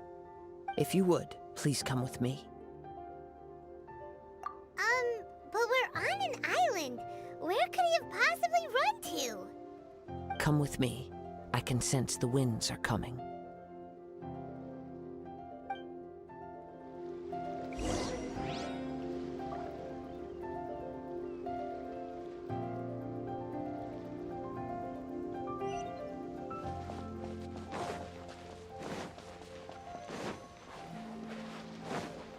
Huh? A wind current? The winds have come at an opportune moment. Let's seize this chance. Ride the winds upward. From there, we can continue our search for clues.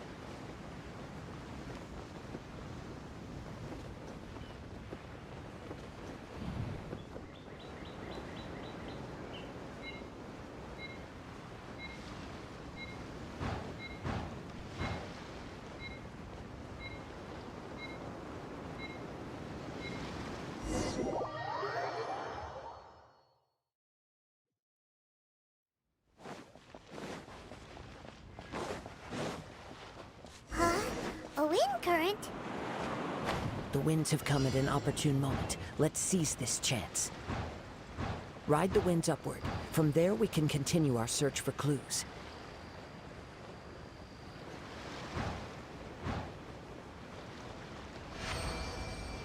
By the way, what made you suddenly think of checking the prize in the first place? I heard it the moment it was stolen. Well, then why didn't you stop him? You'll see, shortly. The winds are guiding us forward. The culprit is on the opposite shore now. You can hear that too? What does it sound like? Hubris. This way. Follow me. There may be an ambush waiting for us up ahead, but I trust that you are well prepared for such a scenario.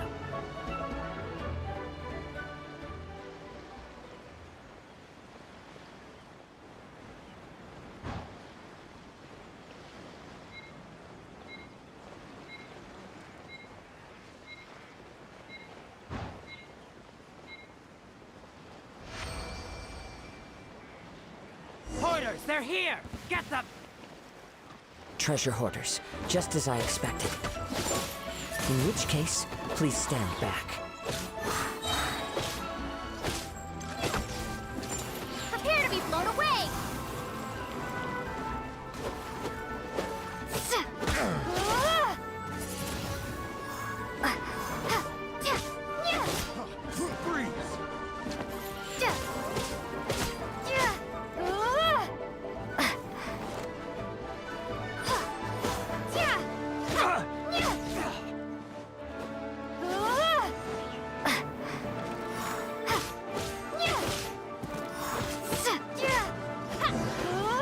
Hunter becomes the hunted.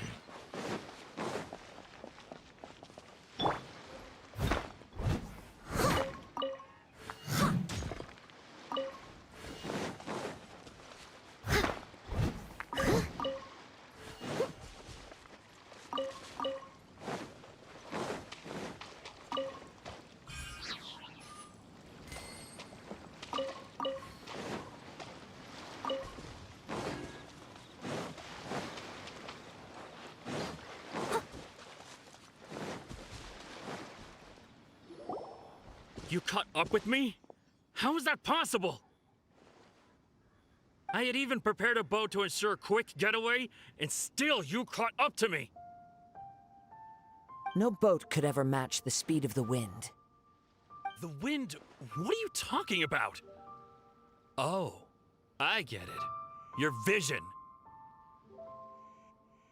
Drat! If I only had a vision! Or, if I could activate this one, then you'd never be able to catch me! This has nothing to do with visions. You may be skilled at vanishing from a crowd, but it seems you know precious little about how to conceal yourself from nature's gaze. Additionally, your chosen escape route was flawed for reasons that are too numerous to go into, and on top of that, I could hear your boasting and proud laughter in the wind as I was pursuing you. In other words, you failed to meet any of the basic criteria for a grand heist, namely speed, stealth, and style. You... But most disappointing of all is the state of the vision in your hand. It appears that the vision doesn't respond to human desire indiscriminately. Fine! I admit it. I've had my eyes on this vision for quite some time now. I decided to register after hearing that this fighting contest was full of a bunch of lousy fighters. I fought my way to the finals and... Aha! So you were supposed to be our opponent! I'd intended to win the contest through skill alone all along, but then you showed up. After watching the semifinals, I knew that I didn't stand a chance. But I wasn't about to give up on the vision so easily after coming all this way. Since there was no use in trying to face you in the match, I decided to put my skills to good use while everyone's attention was on you and Beidou. I was convinced I prepared thoroughly for my escape, but somehow you still managed to catch up to me.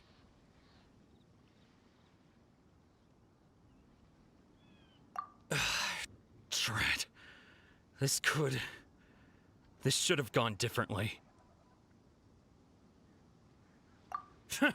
I know an empty threat when I hear one.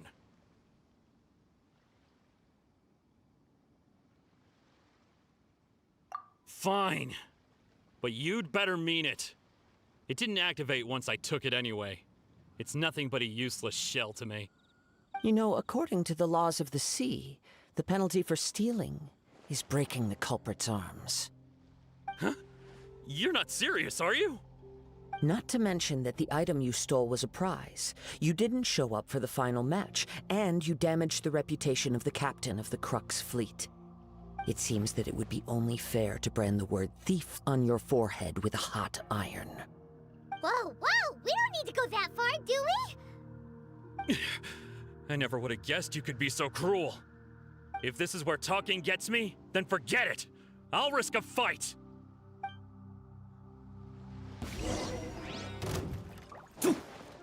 Just you watch! As a good knight should.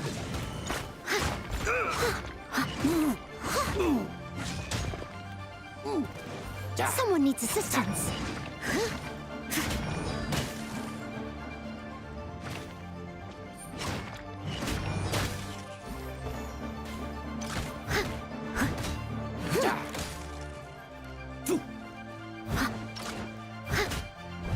Yeah. Yeah. Leave it all to me. Yeah.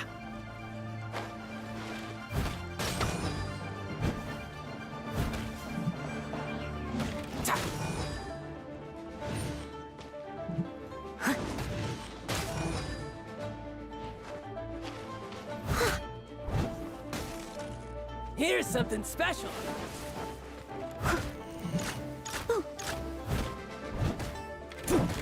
Yep, steady as stone.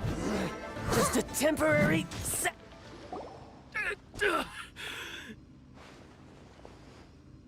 No, no. Do what you want, but please, don't brand my forehead, please! He has persevered to the bitter end, and now death looms near. Yet still the gods do not bestow their favor upon him. Put down the vision and leave. I've changed my mind. No further punishment for you. Huh? What's wrong? Are you asking for more punishment? It's up to you. Such willingness is commendable, and fits the way of the samurai. No, no. No need for that. Thank you for releasing me. You truly are generous. Huh? Paimon doesn't get it. Were you just trying to scare him? I take no pleasure in frightening others. I was just testing all possibilities while the vision remained in his hands. When people are forced into a corner, that is when their greatest strength will appear. I thought it may be an opportunity for him to awaken the vision. But unfortunately, nothing happened. Yes.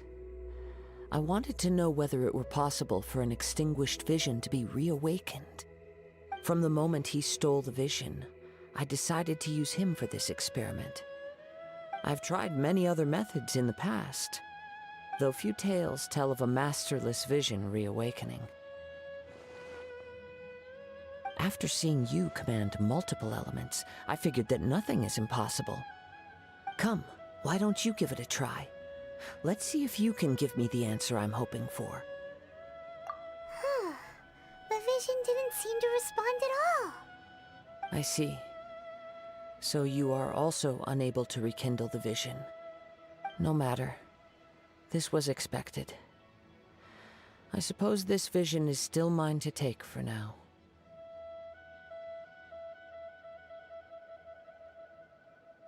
Yeah, what's the story behind this vision anyway? The story begins with an old friend. He was once a good friend of mine. One day he asked me about a sword art of which he had heard, the Musono Hitotachi. I told him it can only be witnessed when divine punishment is administered. It is the pinnacle of the Raiden Shogun's skill, a symbol of ultimate power. But he replied, there must be one who can withstand it. There will always be those who dare to brave the lightning's glow. Then, the Vision Hunt decree arrived. People's aspirations were stripped away as the Raiden Shogun began to construct her ideal of eternity. While I was fleeing from place to place, I heard that my friend had challenged the Vision Hunters to a duel before the throne. A solemn yet brutal challenge. The defeated face divine punishment, while the victors gain a second chance. Perhaps he thought he of all people should make a stand. Coming face to face with the Musono Hitotachi was all that he truly desired, after all. When I arrived at Tenshukaku, the duel was over. I heard his sentence of divine punishment, his severed blade hitting the ground. Perhaps that was the glory he had yearned to witness. In his last moments, what expression was on his face? Before I knew it, I had stepped forward and snatched the dying vision and was running from the scene. All I knew was that I mustn't let his hope, which burned so brightly, become buried among the ice-cold statue of a god. Perhaps one day, I may come to find that all I have done is meaningless. But as a wandering samurai, I find meaning in traveling and the sprawling beauty of nature that lies along the way, while still retaining the warrior way in my heart. Kazuha! It's just another way of saying I do as I please. All right then, it's time we returned. Allow me to gather the wind for us once more.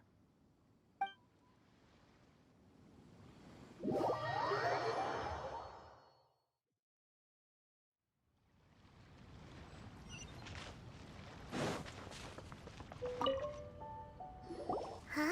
Did Beto leave already? Maybe she went back to her ship. If you're looking for the captain, she was summoned by Lady Ningguang. It seems that the Crux Clash got out of hand this time and has attracted her attention. Captain Beto was muttering something about Ningguang being a stick in the mud as she headed off to Liyue Harbor. It's not unusual for those two to be at odds with one another. But still, Captain Beto was disappointed she didn't get to witness the crowning of the new champion. She had been looking forward to it for quite some time. The one who stole the vision was originally to be this hero's opponent in the final round. He knew he stood no chance of winning the match, thus the wicked idea of stealing the prize took hold in his mind. In which case, the Crux Clash comes to a clear-cut conclusion. Huh? So that's what happened? If that's the case, then the rules stipulate that he is disqualified, and our hero here is the champion. Paimon thought we'd win and all, but not like this.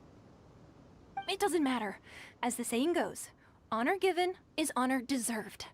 Now, let me go prepare the champion's medal to award you. Yes, I believe so.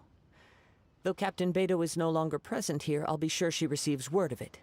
She is a woman of her word.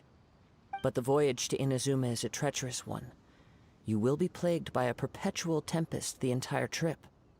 In fact, the relentless rain and wind are also an embodiment of the Raiden Shogun's will to close the nation.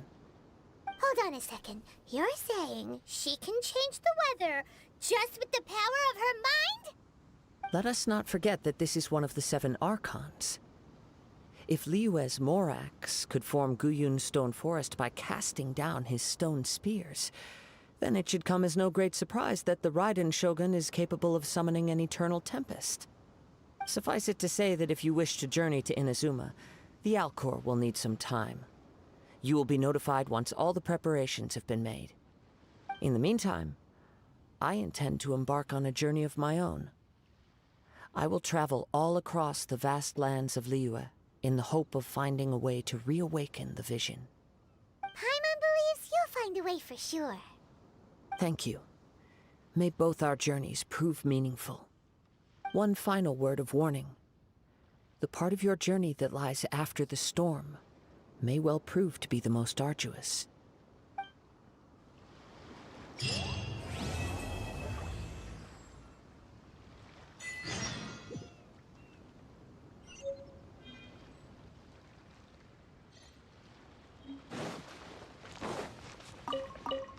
I'll catch up.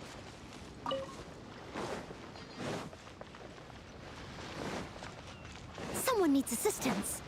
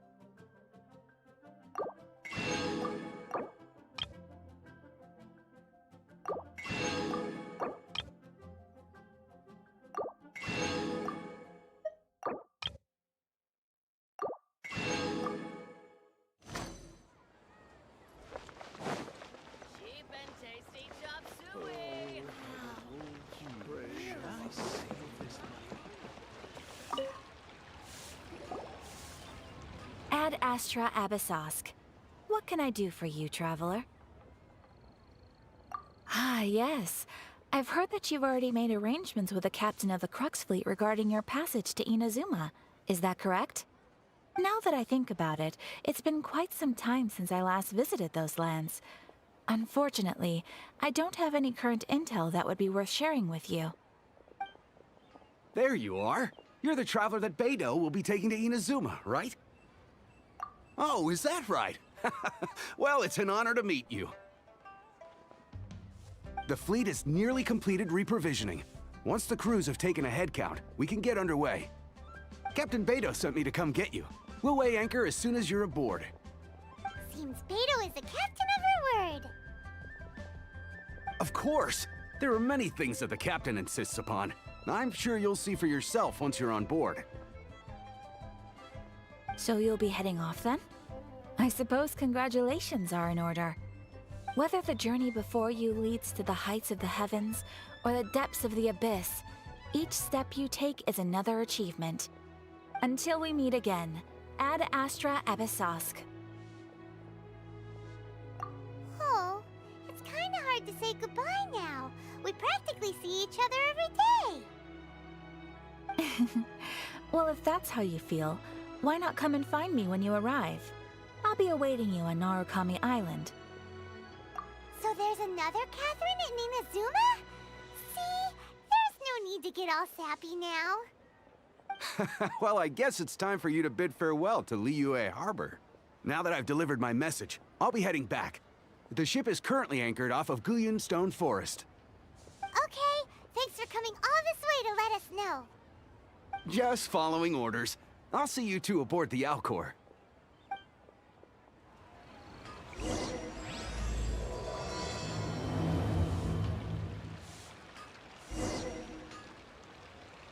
Ad Astra Abyssosque. Welcome to the Adventurers Guild.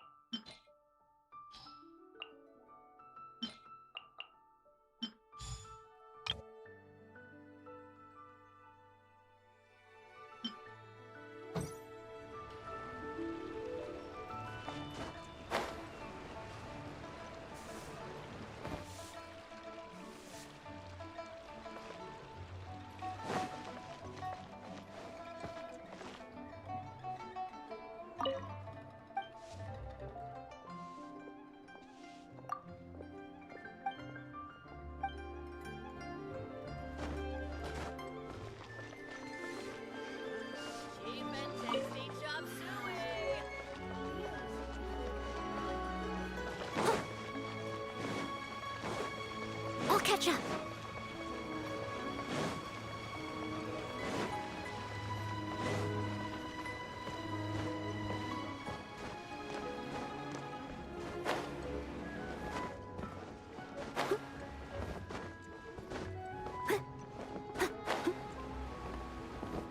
Someone needs assistance.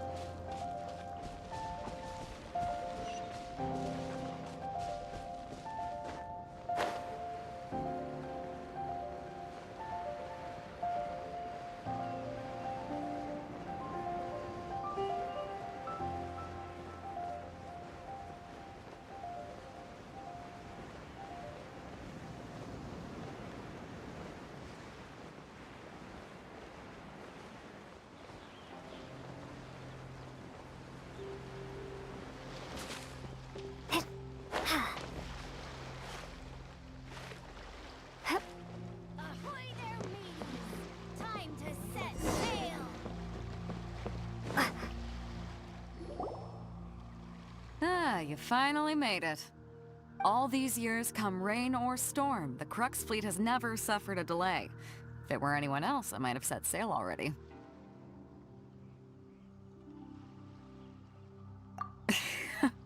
Don't look too serious, I'm only joking. You're just on time. The crew have just finished making final preparations. Well, now that everyone's here, we set sail for the land engulfed by storm and tempest. The nation of eternity. Anchors away!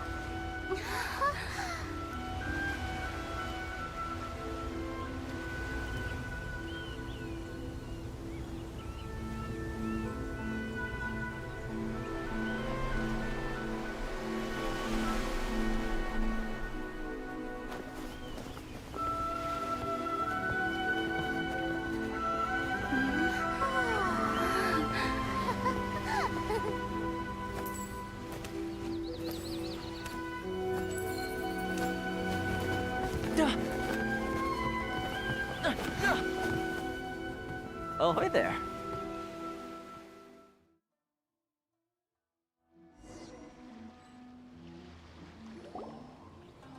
So, you finally made it. You sure kept me waiting, Captain.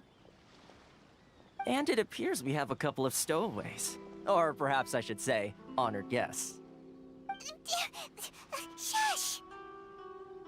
You can blame your almighty Shogun. The tempests around Inazuma have been growing all the more fierce lately.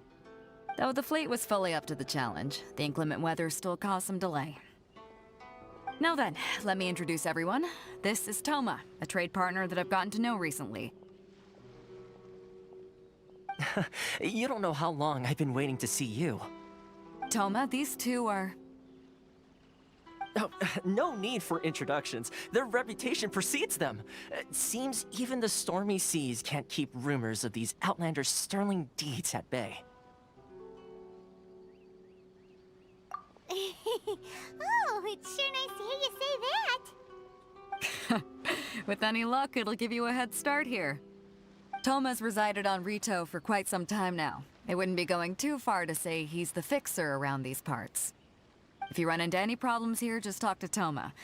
But if he tries to pull any moves on you, I'll be sure to deal with him personally the next time I'm around.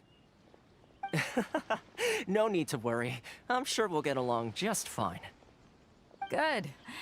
Then if it's all settled, I'll be going. I wouldn't want to be caught with my sails down here. I do have a wanted fugitive on board after all. Oh, right. Kazuha. Until next time, traveler. Remember to give it your all, no matter what perilous storms you may encounter. Fair seas, Captain Beidou. Bye-bye!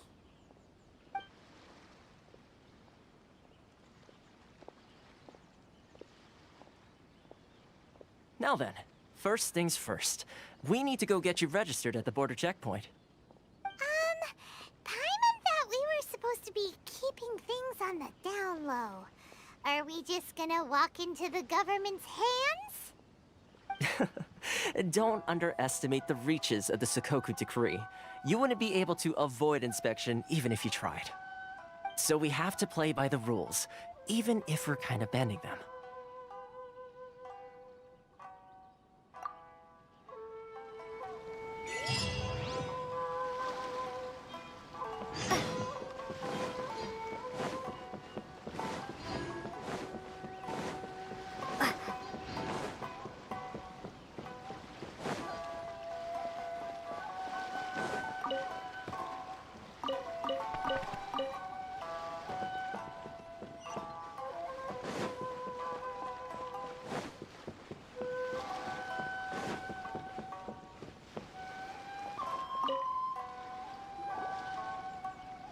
Hello?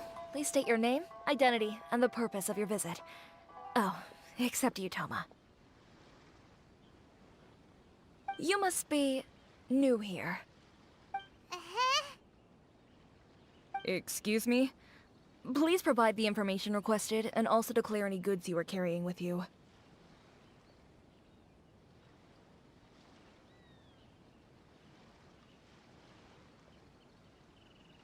Currently, only members of the International Trade Association are authorized to engage in the import and export of goods.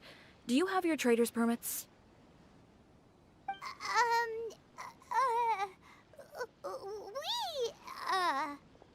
My apologies, but I'll have to ask you to... Here are their entry papers, for your kind perusal. What? Ugh, take your time. No rush or anything. I just wanted to see what you'd say. Sorry about that.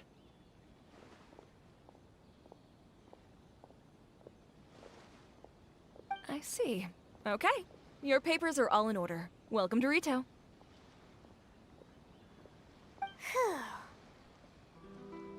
So, where do we go next? The Outlander Affairs Agency. They only check entry permits here. If you want to remain on Rito, there's a process you have to go through with them. Sheesh. So it is super strict, just like everyone says. Well, let's not forget that to everyday folk in Inazuma, people from everywhere else are referred to as outsiders. As the word suggests, Outlanders aren't very welcome in Inazuma with the Sakoku Decree in force. Not even on Rito, where they've established an outsider settlement.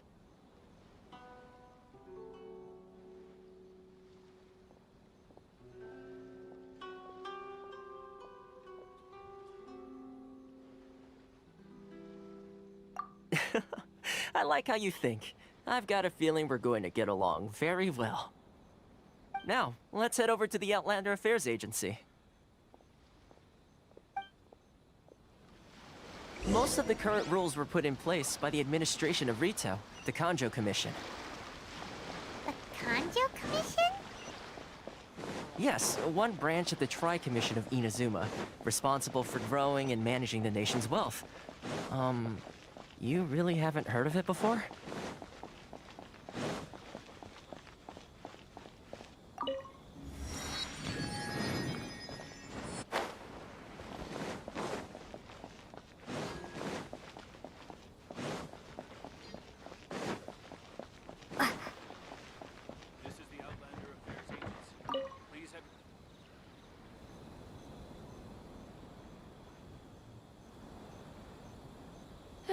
You've completed the entry procedures, yes? And now you want to apply for residency?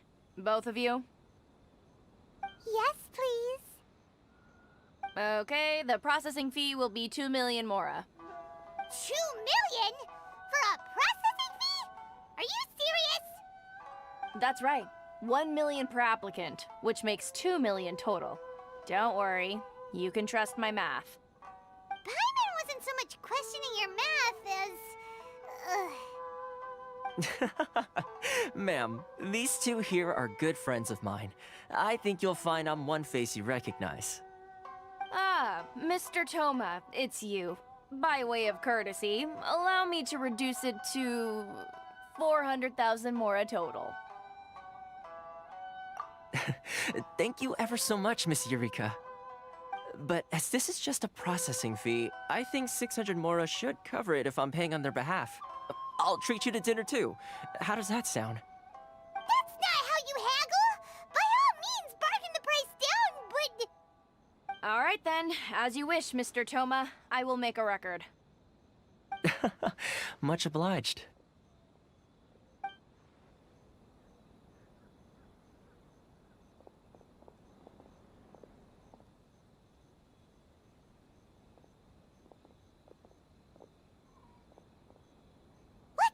She went from 2 million down to 600? There's something seriously wrong with people's sense of finance around here! It's not as mind-boggling as you think. A processing fee is just a figure of speech. The way some here at the agency see it, the fees are easy money, so it becomes a question of how much they can make. So when the day comes that some poor merchant from overseas with more money than sense gets stuck here and needs to apply for residency... Then they'll milk them for all they're worth. Exactly. It's at times like this that having a local friend really comes in handy. Yes, but when you're an outlander in Inazuma, far from home in this close nation era, there's very little that can be done about it. The most that overseas merchants can do to look after themselves is stick together. That's how the International Trade Association came about. So it's a trade association built by and for Outlanders? Yep. And as well as advancing commercial interests, the association provides help, support, and structure for Outlanders trying to survive on Rito. Essentially, it's an association devoted to both commercial excellence and survival skills. Sounds like just staying alive is an achievement when you're an Outlander in Inazuma. I see. So this is the real purpose of your trip. Yes, given that you are Outlanders, it's certainly a lofty aspiration. After all, the Raiden Shogun is the most exalted and revered one in all of Inazuma. She is a deity who reigns on high, while all other life gazes up in awe. Huh. I was going to say nothing is set in stone when it comes to who you will encounter in this world. Who's to say you won't happen to run into the Raiden Shogun one day after lunch? Uh-huh. And is that likely? Okay, I'll give it to you straight. I know of a way to introduce you to the Raiden Shogun. Really? Wow! The Rito Fixer is better connected than we thought. I mean, it will take all the resources I have at my disposal, but it can be done. However, before we get there, connections come at a high price, you understand? Not you too! No. In this instance, when I say price, I'm not talking about Mora. In fact, there's no real cost as such. It's just that if this is something you really want, you'll have to agree to help other people solve some of their problems first. I like to do things in a way that keeps everybody happy. It's my own personal rule for dealing with situations like this. Sounds very reasonable to Paimon. You're the man in the middle, so you have to trade favors to keep everyone indebted to you.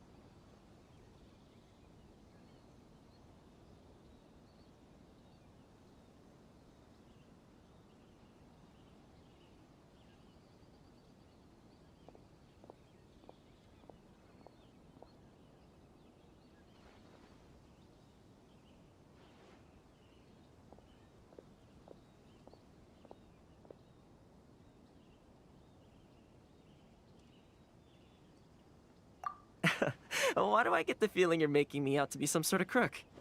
Never mind. Here's the situation.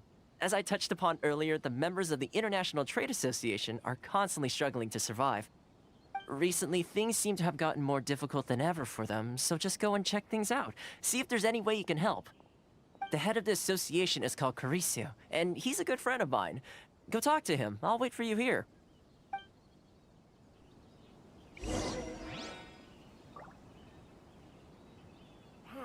Why in the world can't I use my permit?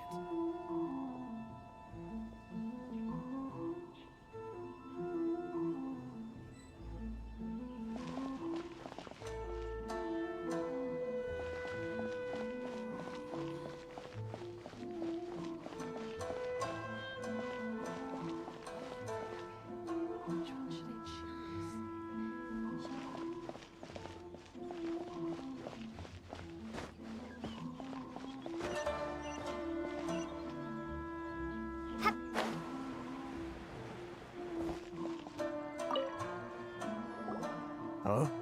Hello there. You must be seeking refuge with the International Trade Association. The Outlander Affairs Agency took you for all you're worth, I suppose. Ah, good. That's a relief. You need to be careful, or you'll find yourself losing your savings all at once. We heard the association has been having some difficulties lately. Is that true? Yes, left, right, and center. Obstacles at every turn. But that's nothing new for us. The Sakoku Decree certainly makes things difficult for anyone who wants to come here from overseas. But it's not the root cause of our woes. The Sakoku Decree might restrict our scope of activity, but in and of itself, it doesn't stop us from being able to enjoy a comfortable existence. No. What's really squeezing us Outlander merchants dry is those Mora grubbers from the Kanjo Commission. Oh, of the 3 commissions, that's the one that oversees everything on Rito, isn't it? That's right. They impose astronomical tax rate, unbelievable regulations, and that's not the worst of it. They just issued a new tax decree recently that, for some reason, completely changes the way we pay our taxes. It used to be Mora, but now it's something called Crystal Marrow. Crystal Marrow? What's that? Something that most of us in the association had never heard of before either, until the new decree came along. Eventually, one of the older Liyue merchants recalled that he once shipped a batch of it to Snezhnaya in his youth. So, in order to pay our taxes, we began an arduous search for this Crystal Marrow. But then we found we'd only managed to create a bigger problem for ourselves. The rising demand for Crystal Marrow drove the price higher and higher. Now there's only one vendor who even has it in stock. We can't get a hold of it anywhere else. Isn't that what they call a monopoly? Exactly. So this vendor keeps pushing the price up, and we have no choice but to buy from them because the tax decree forces us to. It's a vicious cycle. The consequence of which is that our taxes will soon exceed our profits. And once that happens...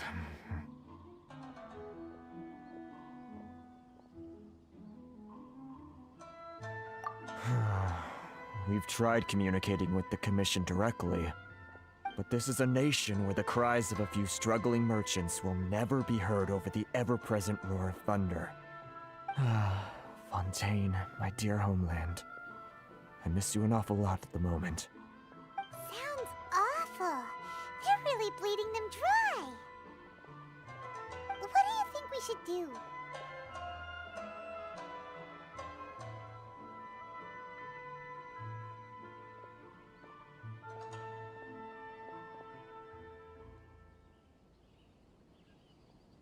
But Carice is the head of the association, and even he hasn't had any luck. Not to mention, we're Outlanders too. Right, and besides, I think this may well be the fate they've ordained for us. Okay. Well, we could try tackling the problem by going to the other party involved. That vendor... I've actually done business with him in the past, but after a point he stopped contacting us. I have no idea where he sources the stuff. Well, it definitely sounds like he's being unfair. How do we find him? We could go talk to him and see if he lets anything slip. Hey, that's a pretty good idea. Since you're not affiliated with the association and you're new to Rito, he may just let his guard down. If I remember correctly, our usual meeting point with him is under a tree by the coast in the residential district. See if you can find him there. Got it! We're on the case!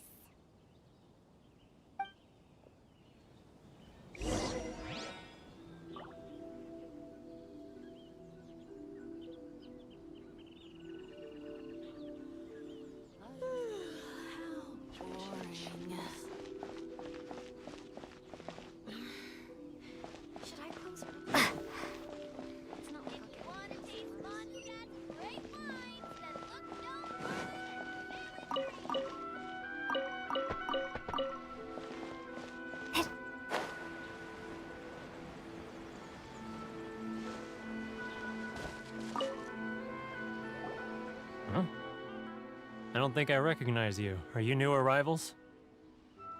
So, what do you need with me? The sheer nerve. You don't go around asking questions like that. If I gave you my sources, I might as well hand you the whole darn business. Trade secret. Got it? You know what trade and secret mean, right? This guy's got a bad attitude.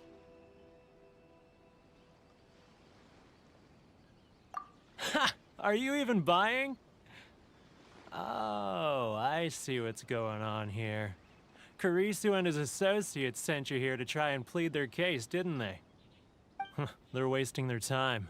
The price is non-negotiable, not by a single Mora. Hey, what's your problem? Get out of here, go on. Tell them they're lucky to be buying from me in the first place, and they ought to be more grateful. If it weren't for me, they'd be in seriously hot water. What are we gonna do? There's no talking to this guy.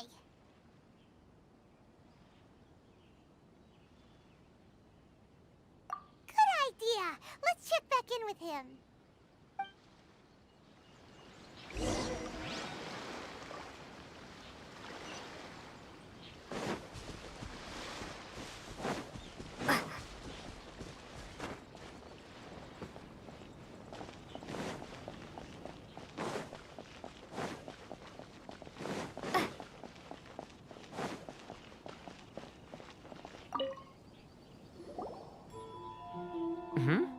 That was quick. You resolved it already? Actually, we're having a little trouble. No? Well, by all means, tell me what you need. I'll help as much as I can. Getting you to go fixing things when you've only just arrived is quite a demand. Oh, that guy? I'm familiar. He used to be a bit of a sorry sight, selling shells that he'd collect on the beach just to get by, but he seems to have suddenly shot up in the world recently. I can only assume he must have found himself a patron after leaving the International Trade Association. Huh. You're saying he used to be a member of the International Trade Association? So he's an Outlander too? Yes. Couldn't you tell when you spoke to him? That's right. Werner was born in Mondstadt, then went into the shipping business, trading between Leah and Inazuma. When Inazuma closed to the outside world, he was one of a group of Outlanders that ended up stranded on Rito. Huh. What a bummer. The International Trade Association was initially very generous to him, but over time, with decree after decree, the association members found it increasingly difficult to make ends meet. So he left the association and turned his back on them. I'm sure it's more nuanced than that. I believe even the most ungrateful and cold-hearted of people still have some amount of gratitude and warmth left in them somewhere. Really? Is that all you need to know? Well then, it sounds like you may have found a way in with him.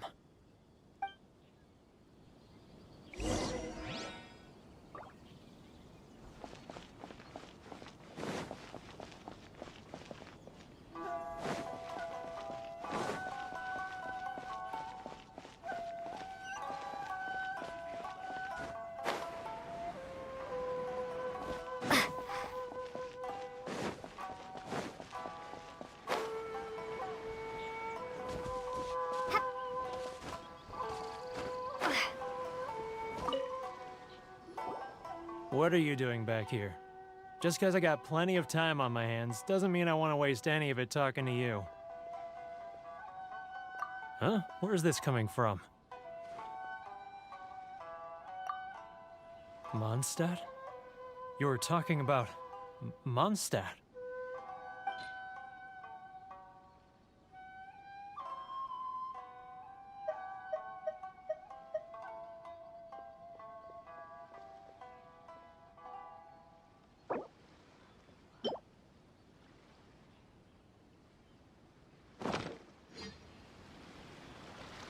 Goodness, I can sense it now. So familiar, but I can't remember the last time I was there. The scent of Mondstadt. Oh, how it takes me back. Ah, my hometown, the home of freedom. How I long to go back and visit. It's working! So, trying to play my heartstrings like a liar, are you? I know what you're up to. Huh? What is this? What are you up to now? Just close your eyes already! You mean the sound of the ocean? Leah Harbor. I can see it so clearly. Oh, and the sound of the waves. The calls of the merchants. Xiao lanterns. I'm right there at the lantern right. Oh, look at them floating up into the sky. This guy has a really active imagination. Either that or he really does.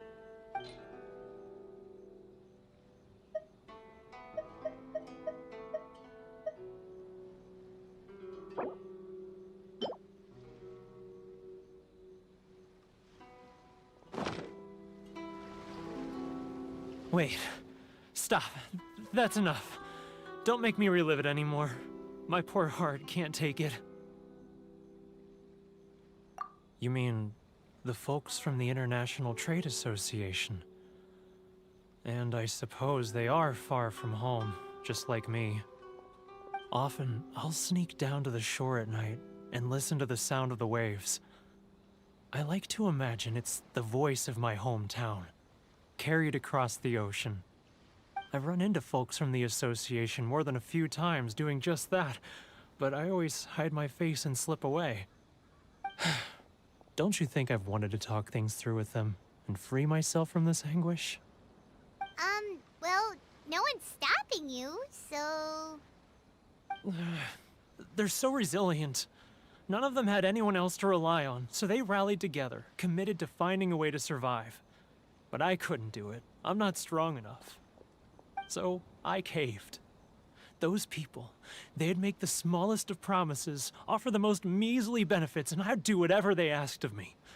And make Mondstadters look like the worst people in the world. All right, I'll tell you the whole story. It's eating me up inside, and I can't take it anymore. You ready to talk now? But I betrayed them. I can't show my face there. Come on, you scaredy cat. Look, you messed up, but now it's time to make things right.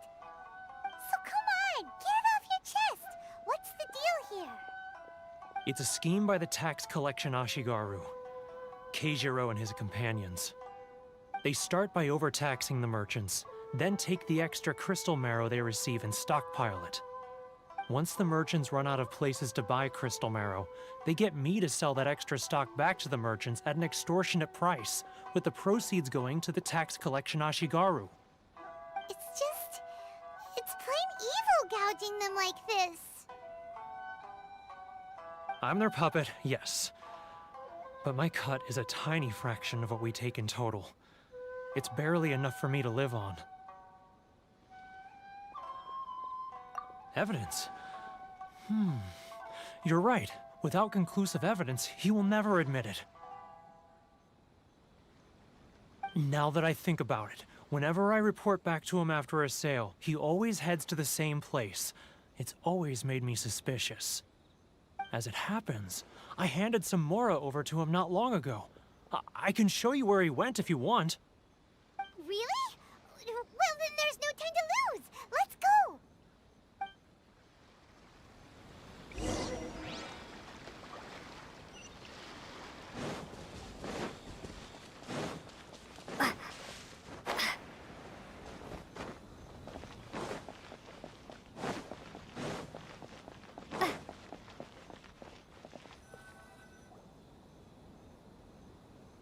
Keijiro! It's him! After him!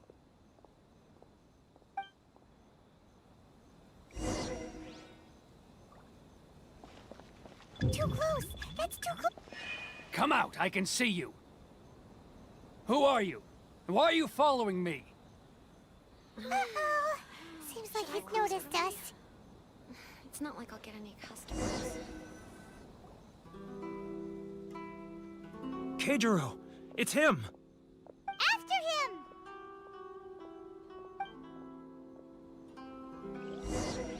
Love or freedom? Which one should I choose?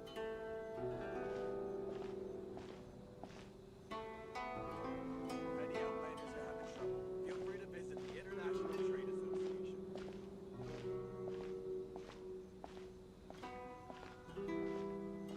Sorry. I need to think about it. Should I close early? It's not like I'll get any customers. Ah, Ryoko. Too close! That's too close! He'll notice us for sure! He's getting further and further away! Let's catch up a little! He's getting further and further away! Let's catch up a little! Now, who else is behind on payments? Let me think. Yes, the Trade Association clique still needs to be brought into line. He's getting further and further away! Look, What was that sound? quiet! Don't let him find us! Must be hearing things. Ah, drat, I'm behind schedule. I need to hurry. He's getting further and further away! Let's catch up a little! Huh? Where'd he go? He was right there a moment ago. Seems he disappeared in a blink of an eye. If only we'd made less noise.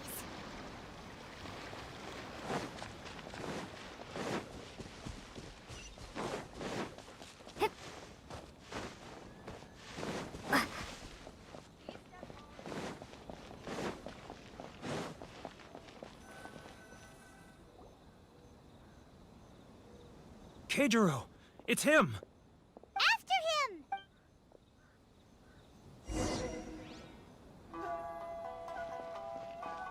Too close! That's too close! He'll notice us for sure!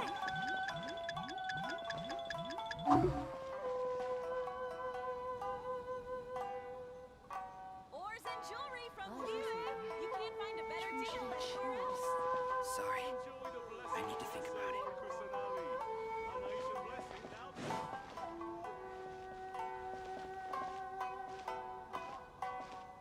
If you want to taste Mondstadt's great wines, then look no further than... Ah, Ryoko, how's business?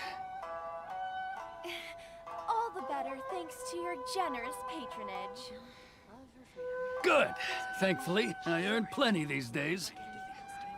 Oh, but of course, tax collection is difficult work.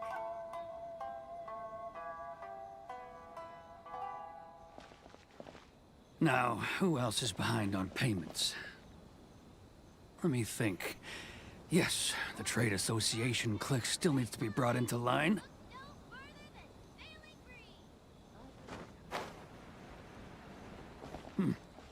Too close! That's too close! He'll notice us for sure. He's getting further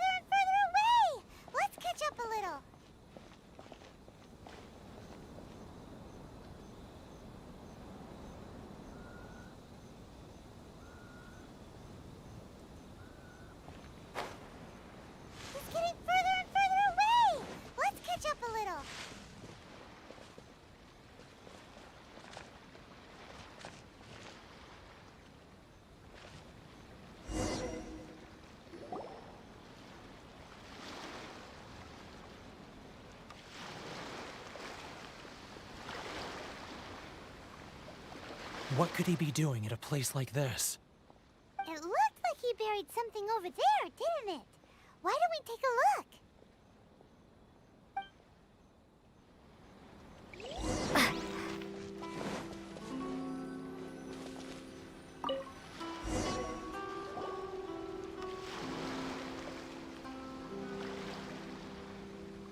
Whoa, it's a ledger. Boring! Paimon thought he'd hidden a big pile of Mora here.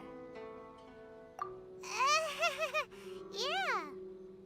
Let me take a look here. Aha, yes! This is what we're looking for. A clear and complete record of every single transaction, each one proof of his guilt. Great! Well, now we have our hard evidence. Let's go tell Karisu the good news, shall we? I'll say goodbye to you here then. Huh? You aren't gonna come with us? I need a little more time before I'm ready to face the head of the association. I'm sorry. Huh. Poor Werner's a pretty awkward guy, huh?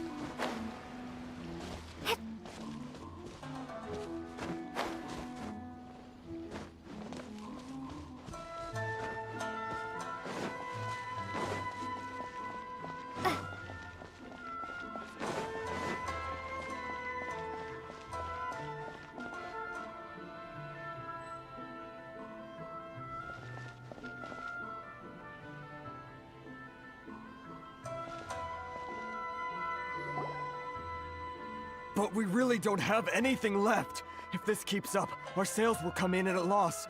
There'll be nothing left for us to do but starve. You know the decree. The rules are the rules. No discounts, no exceptions, and no excuses.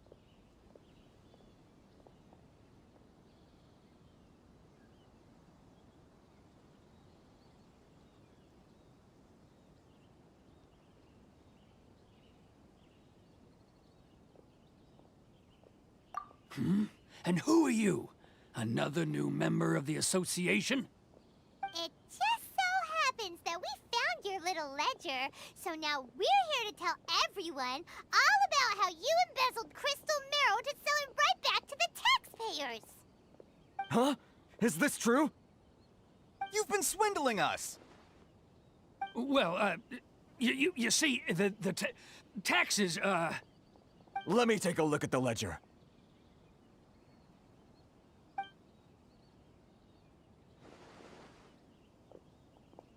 Well, would you look at that? Every payment the association has made is right here in your personal ledger. So, Mr. Keijiro, it seems you have some explaining to do. How shall we settle this, So you think you can use this against me, do you? It's quite obvious that I'm merely trying to earn a modest living for myself, like anyone else. Word has it that Samurai and the Commission place great importance on reputation and prestige. Though I'm sure Commission members won't blame you once word gets out. Huh? Is that a threat? Are you threatening me? No, not at all. I'm simply stating that it would be quite a pity if an illustrious gentleman such as yourself were to have their reputation tarnished. Well, even if what you say is true, what do you suggest we do about it? I believe you still have a quantity of crystal marrow in your possession, correct? Perhaps that crystal marrow could be used as compensation for the recent tax hike, and us merchants could finally have some more breathing room. Is that it? Ugh. Do you have any idea the hoops I had to jump through to get the crystal marrow and keep it hidden? Fine. In that case, I'll send it over to you today. And not even an ounce of shame for his actions. So that's it? My shop's been closed for weeks now. I've even had to ask my friends to help bail me out. What about my losses? Come on, Harrison. We've already struck a good deal here. I'm sick of being pushed around like this. I won't let him off so easily. Harrison! Hey, what's all this racket? Does someone dare question the decree? Ah, Chief, you've arrived. What was all the commotion I heard just now? Oh, we were just discussing a minor tax issue. I do my utmost to lend them a helping hand, but they're never grateful. A helping hand? The only thing you're doing is stuffing your greedy pockets with our hard-earned wealth. I assure you that Hirage Shinsuke will hear of this. Oh, and you dare to utter the Commissioner's name. You Outlanders have no respect for the rules. Seize the merchants. We will resolve this dispute back at headquarters. Uh-oh. This is going in a bad direction. Gentlemen, come now. Is there any need for this? If there's a dispute to resolve, let's get a drink and talk it over. Who are you supposed to be? And why in my right mind would I join you for a drink? Ha! You never heard of the Fixer?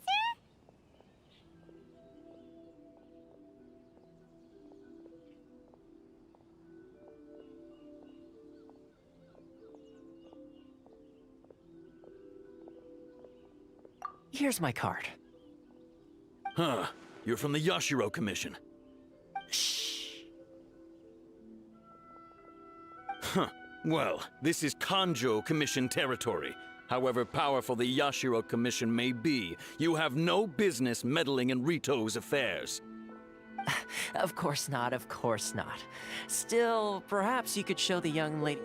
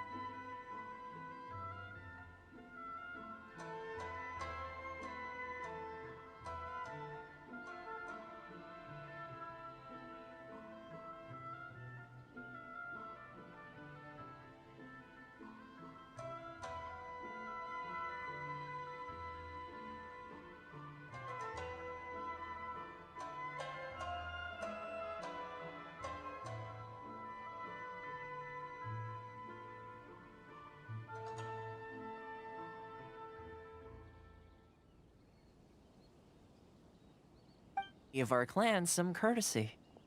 You wouldn't want your name showing up in a petition to the Shogun, would you? That fan, the Shirasagi Himegimi. I don't need any trouble with her.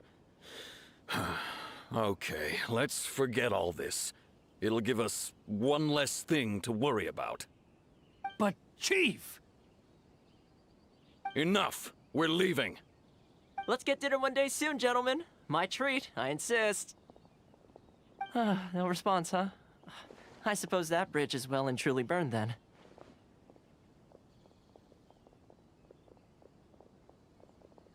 Thank you so much, Toma. But I'm sorry your relationship with the Kanjo Commission had to suffer for our sake. Hey, I was joking. It's a small price to pay, and you're more than welcome. If there's anyone you should be thanking, it's the Traveler. She's the one who found a way to turn things around. If nothing else, I'm sure the tax collection Ashigaru will tread a little more carefully in the future. Toma, what was all that? Shh, not here. Too many people listening. Let's move somewhere else.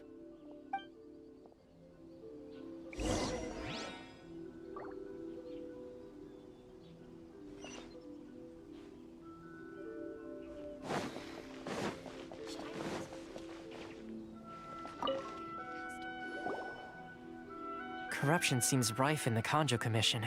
They truly are rotten to the core. All right, time for me to answer your questions. What would you like to know?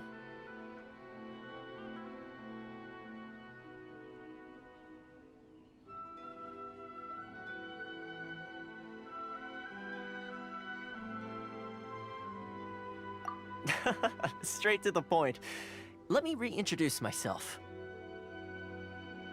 I belong to the Kamisato clan of the Yashiro Commission on Narukami Island. I'm an attendant of the Shirasagi Himegimi. You've been keeping your true identity a secret from us this whole time? So, the Yashiro Commission. Guessing that's another branch of the Tri-Commission? Correct. The Kamisato clan is the head of the Yashiro Commission, who manage ceremonial and cultural affairs. I'd go into more detail on what exactly that covers, but I'm not even sure myself. I'm just someone who was fortunate enough to be taken in by the Kamisato clan. My role is to take care of the daughter of the clan, Kamisato Ayaka, also known as the Shirasagi Himegimi. Seems like she must be super famous in Inazuma, given the reaction of those guys just now. Oh, most definitely. She's graceful, dignified, and kind-hearted, too. The people of Inazuma quite adore Miss Kamisato. Her fame even somewhat eclipses that of her older brother, Kamisato Ayato, despite the fact that he's the current head of the clan. I suppose those who treat others with compassion earn themselves the same treatment in return. Miss Kamisato's situation certainly seems to attest to that. Take me, for example. I'm just an attendant, and yet she treats me as an equal, as she would a friend. You're asking the right questions, and to be honest, I don't want to keep you in the dark any more than is necessary. Firstly, you should know that being a fixer is not something you can fake. I spent the better part of a month tirelessly building up a network of relationships on the island, and I got to know Captain Beto during that time too. Still pretty good going for just a month's work. Well, maybe I have a slight knack for schmoozery. But the main thing was, I had to make sure I'd be in time to receive you when you arrived. Inazuma may have closed off to the outside world, but that hasn't stopped a lot of people from hearing about your feats in Mondstadt and Liyue. So, when Miss Kamisato heard of your intention to come to Inazuma, she began looking forward to your arrival with great anticipation. She's excited to find out whether the rumors are true. That is, that you have what it takes to change the tide of the times. Change the tide of the times? In the test I gave you earlier, although there were a few hiccups at the end, it was you who found the way to turn the situation around. Navigating powerful people, using their character flaws to your advantage. It's just what Miss Kamisato had hoped to see. With your help, even the Vision Hunt Decree...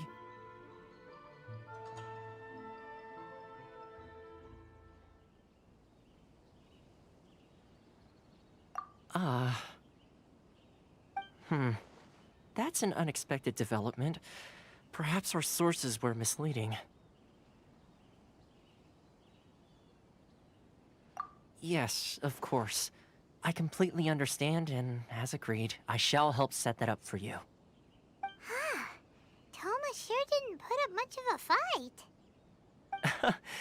Well, my work on Rito is done. So I suppose this is goodbye for now. Oh, one more thing. This invitation letter is for you.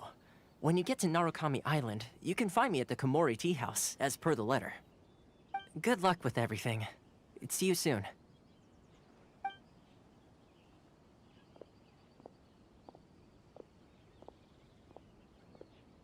Toma's not such a bad guy, huh? We should get going. Huh? What's up? Oh, right! Paimon forgot all about that! Wait, so did Toma forget that too? Oh, darn it! No wonder he was so matter-of-fact about the whole thing! As soon as we get off Ritu, Paimon's going straight to Komori Tea House to settle the score! Well, guess we should give it a try. Let's head to the border and see how far we get.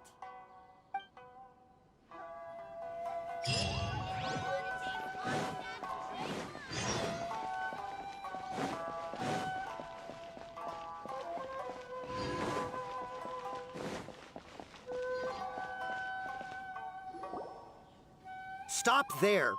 Present your travel permits. Sorry, but we really gotta get to Narukami Island. It's kinda urgent. If you don't have a travel permit, this is as far as you'll get. Those are the rules. As expected. Traveler, you gotta think of something. How do we get out of Rito?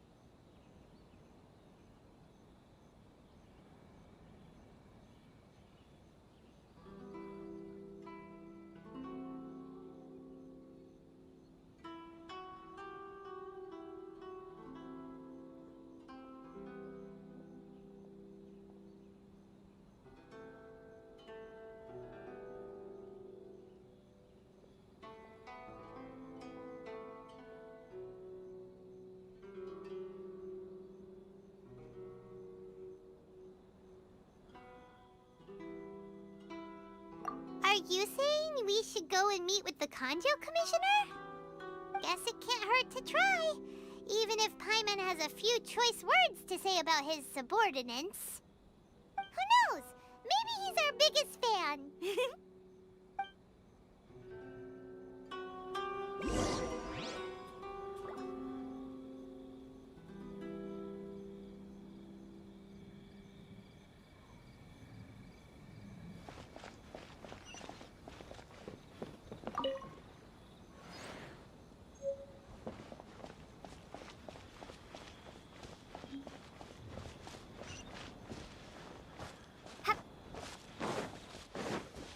Narukami Island's up ahead.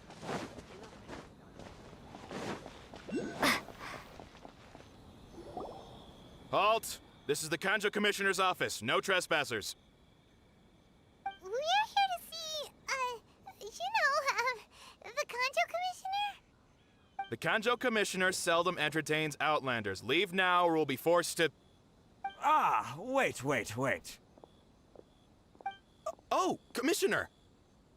These two are honored guests from afar. No need to give them the usual spiel. Come on in. Let's see what we can do for you. Did you get all that, mister? My sincere apologies.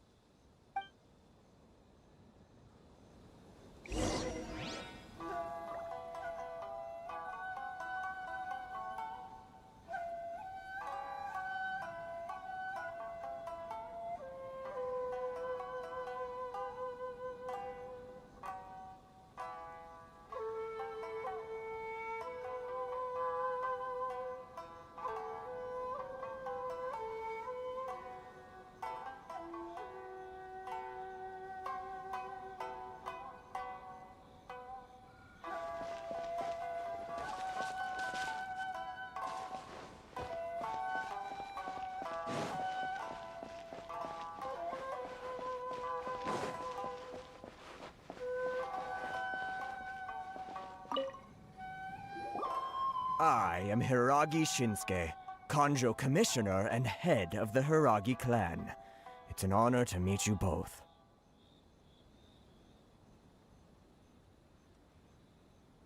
Nice to meet you, sir. So, the reason we wanted to come and see you was because... All right, all in good time. Two travelers renowned far and wide have shown up to see me, and I should very much like to make their acquaintance.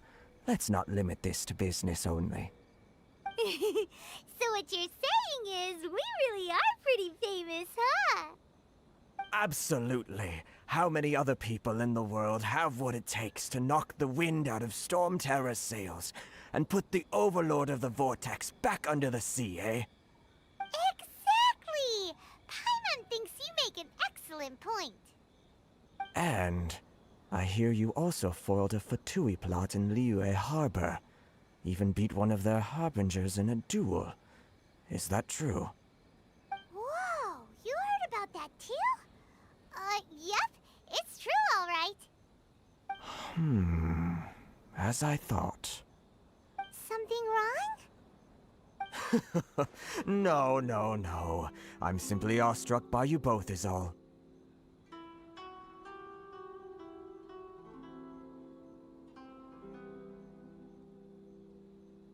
Rito is greatly honored to have you visit us. One other thing I heard about you is your great zeal for helping other people. This makes me wonder whether you might be so kind as to render your assistance to the Kanjo Commission. Oh, sure, no problem. Whatever you need, right? Excellent. Well then. You must know the Qingxian. A flower grows on the mountaintops of Liyue. Yep, we've picked a few of those before. So, you want us to go back to Liyue? Yes, bring me 300 Qingxian, would you? Freshly picked, I mean. Did Paimon hear that wrong?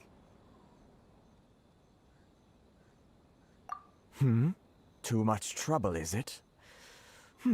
I see. Then how about this? We have a few items that need delivering. Perhaps you can help with that? That sounds much more like it. 709 letters to be precise. Hey, what gives? How come you don't have people to do that already? Terribly sorry. We're just a little short on people lately. What sort of an explanation is that? Traveler, what are we going to do? Should we really help this guy?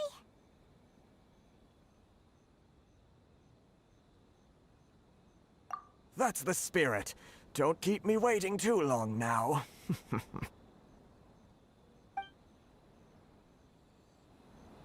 seriously considering taking this job?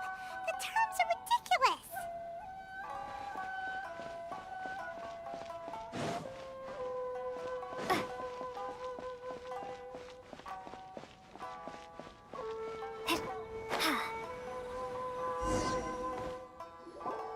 Halt, you two! Huh? Miss Hiragi has a letter for you. She insists that you read it immediately. A letter? Quick! Let Paimon see! So this means she wants you to secretly meet her at night? But you didn't seem surprised at all by this. What's going on?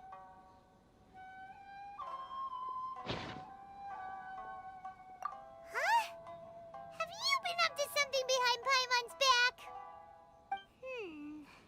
Let's ask her tonight and see what she has to say.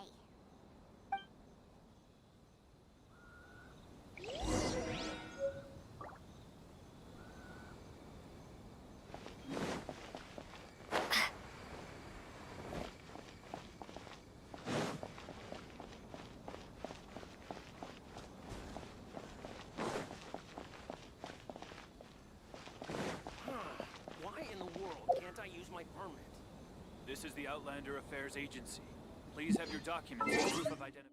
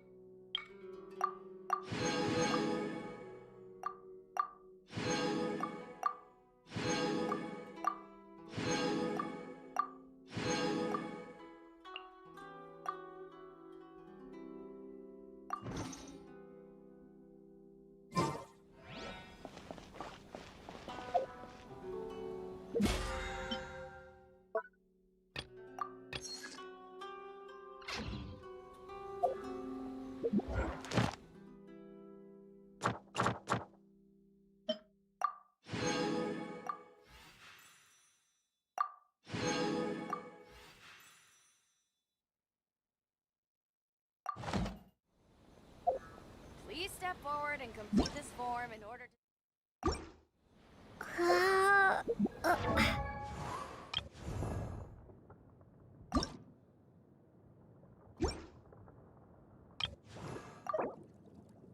La da da da da da da da da da.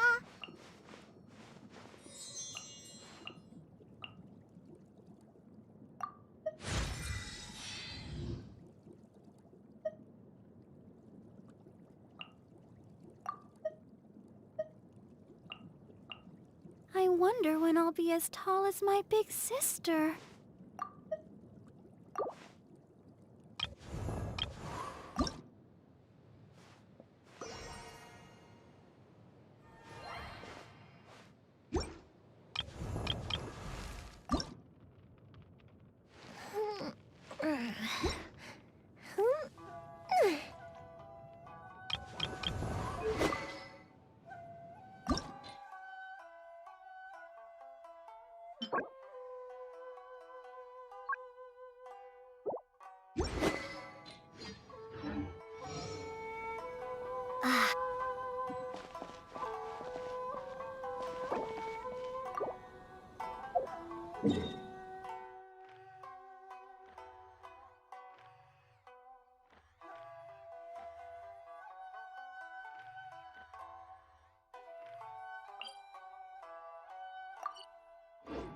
This is the Outlander Affairs Agency.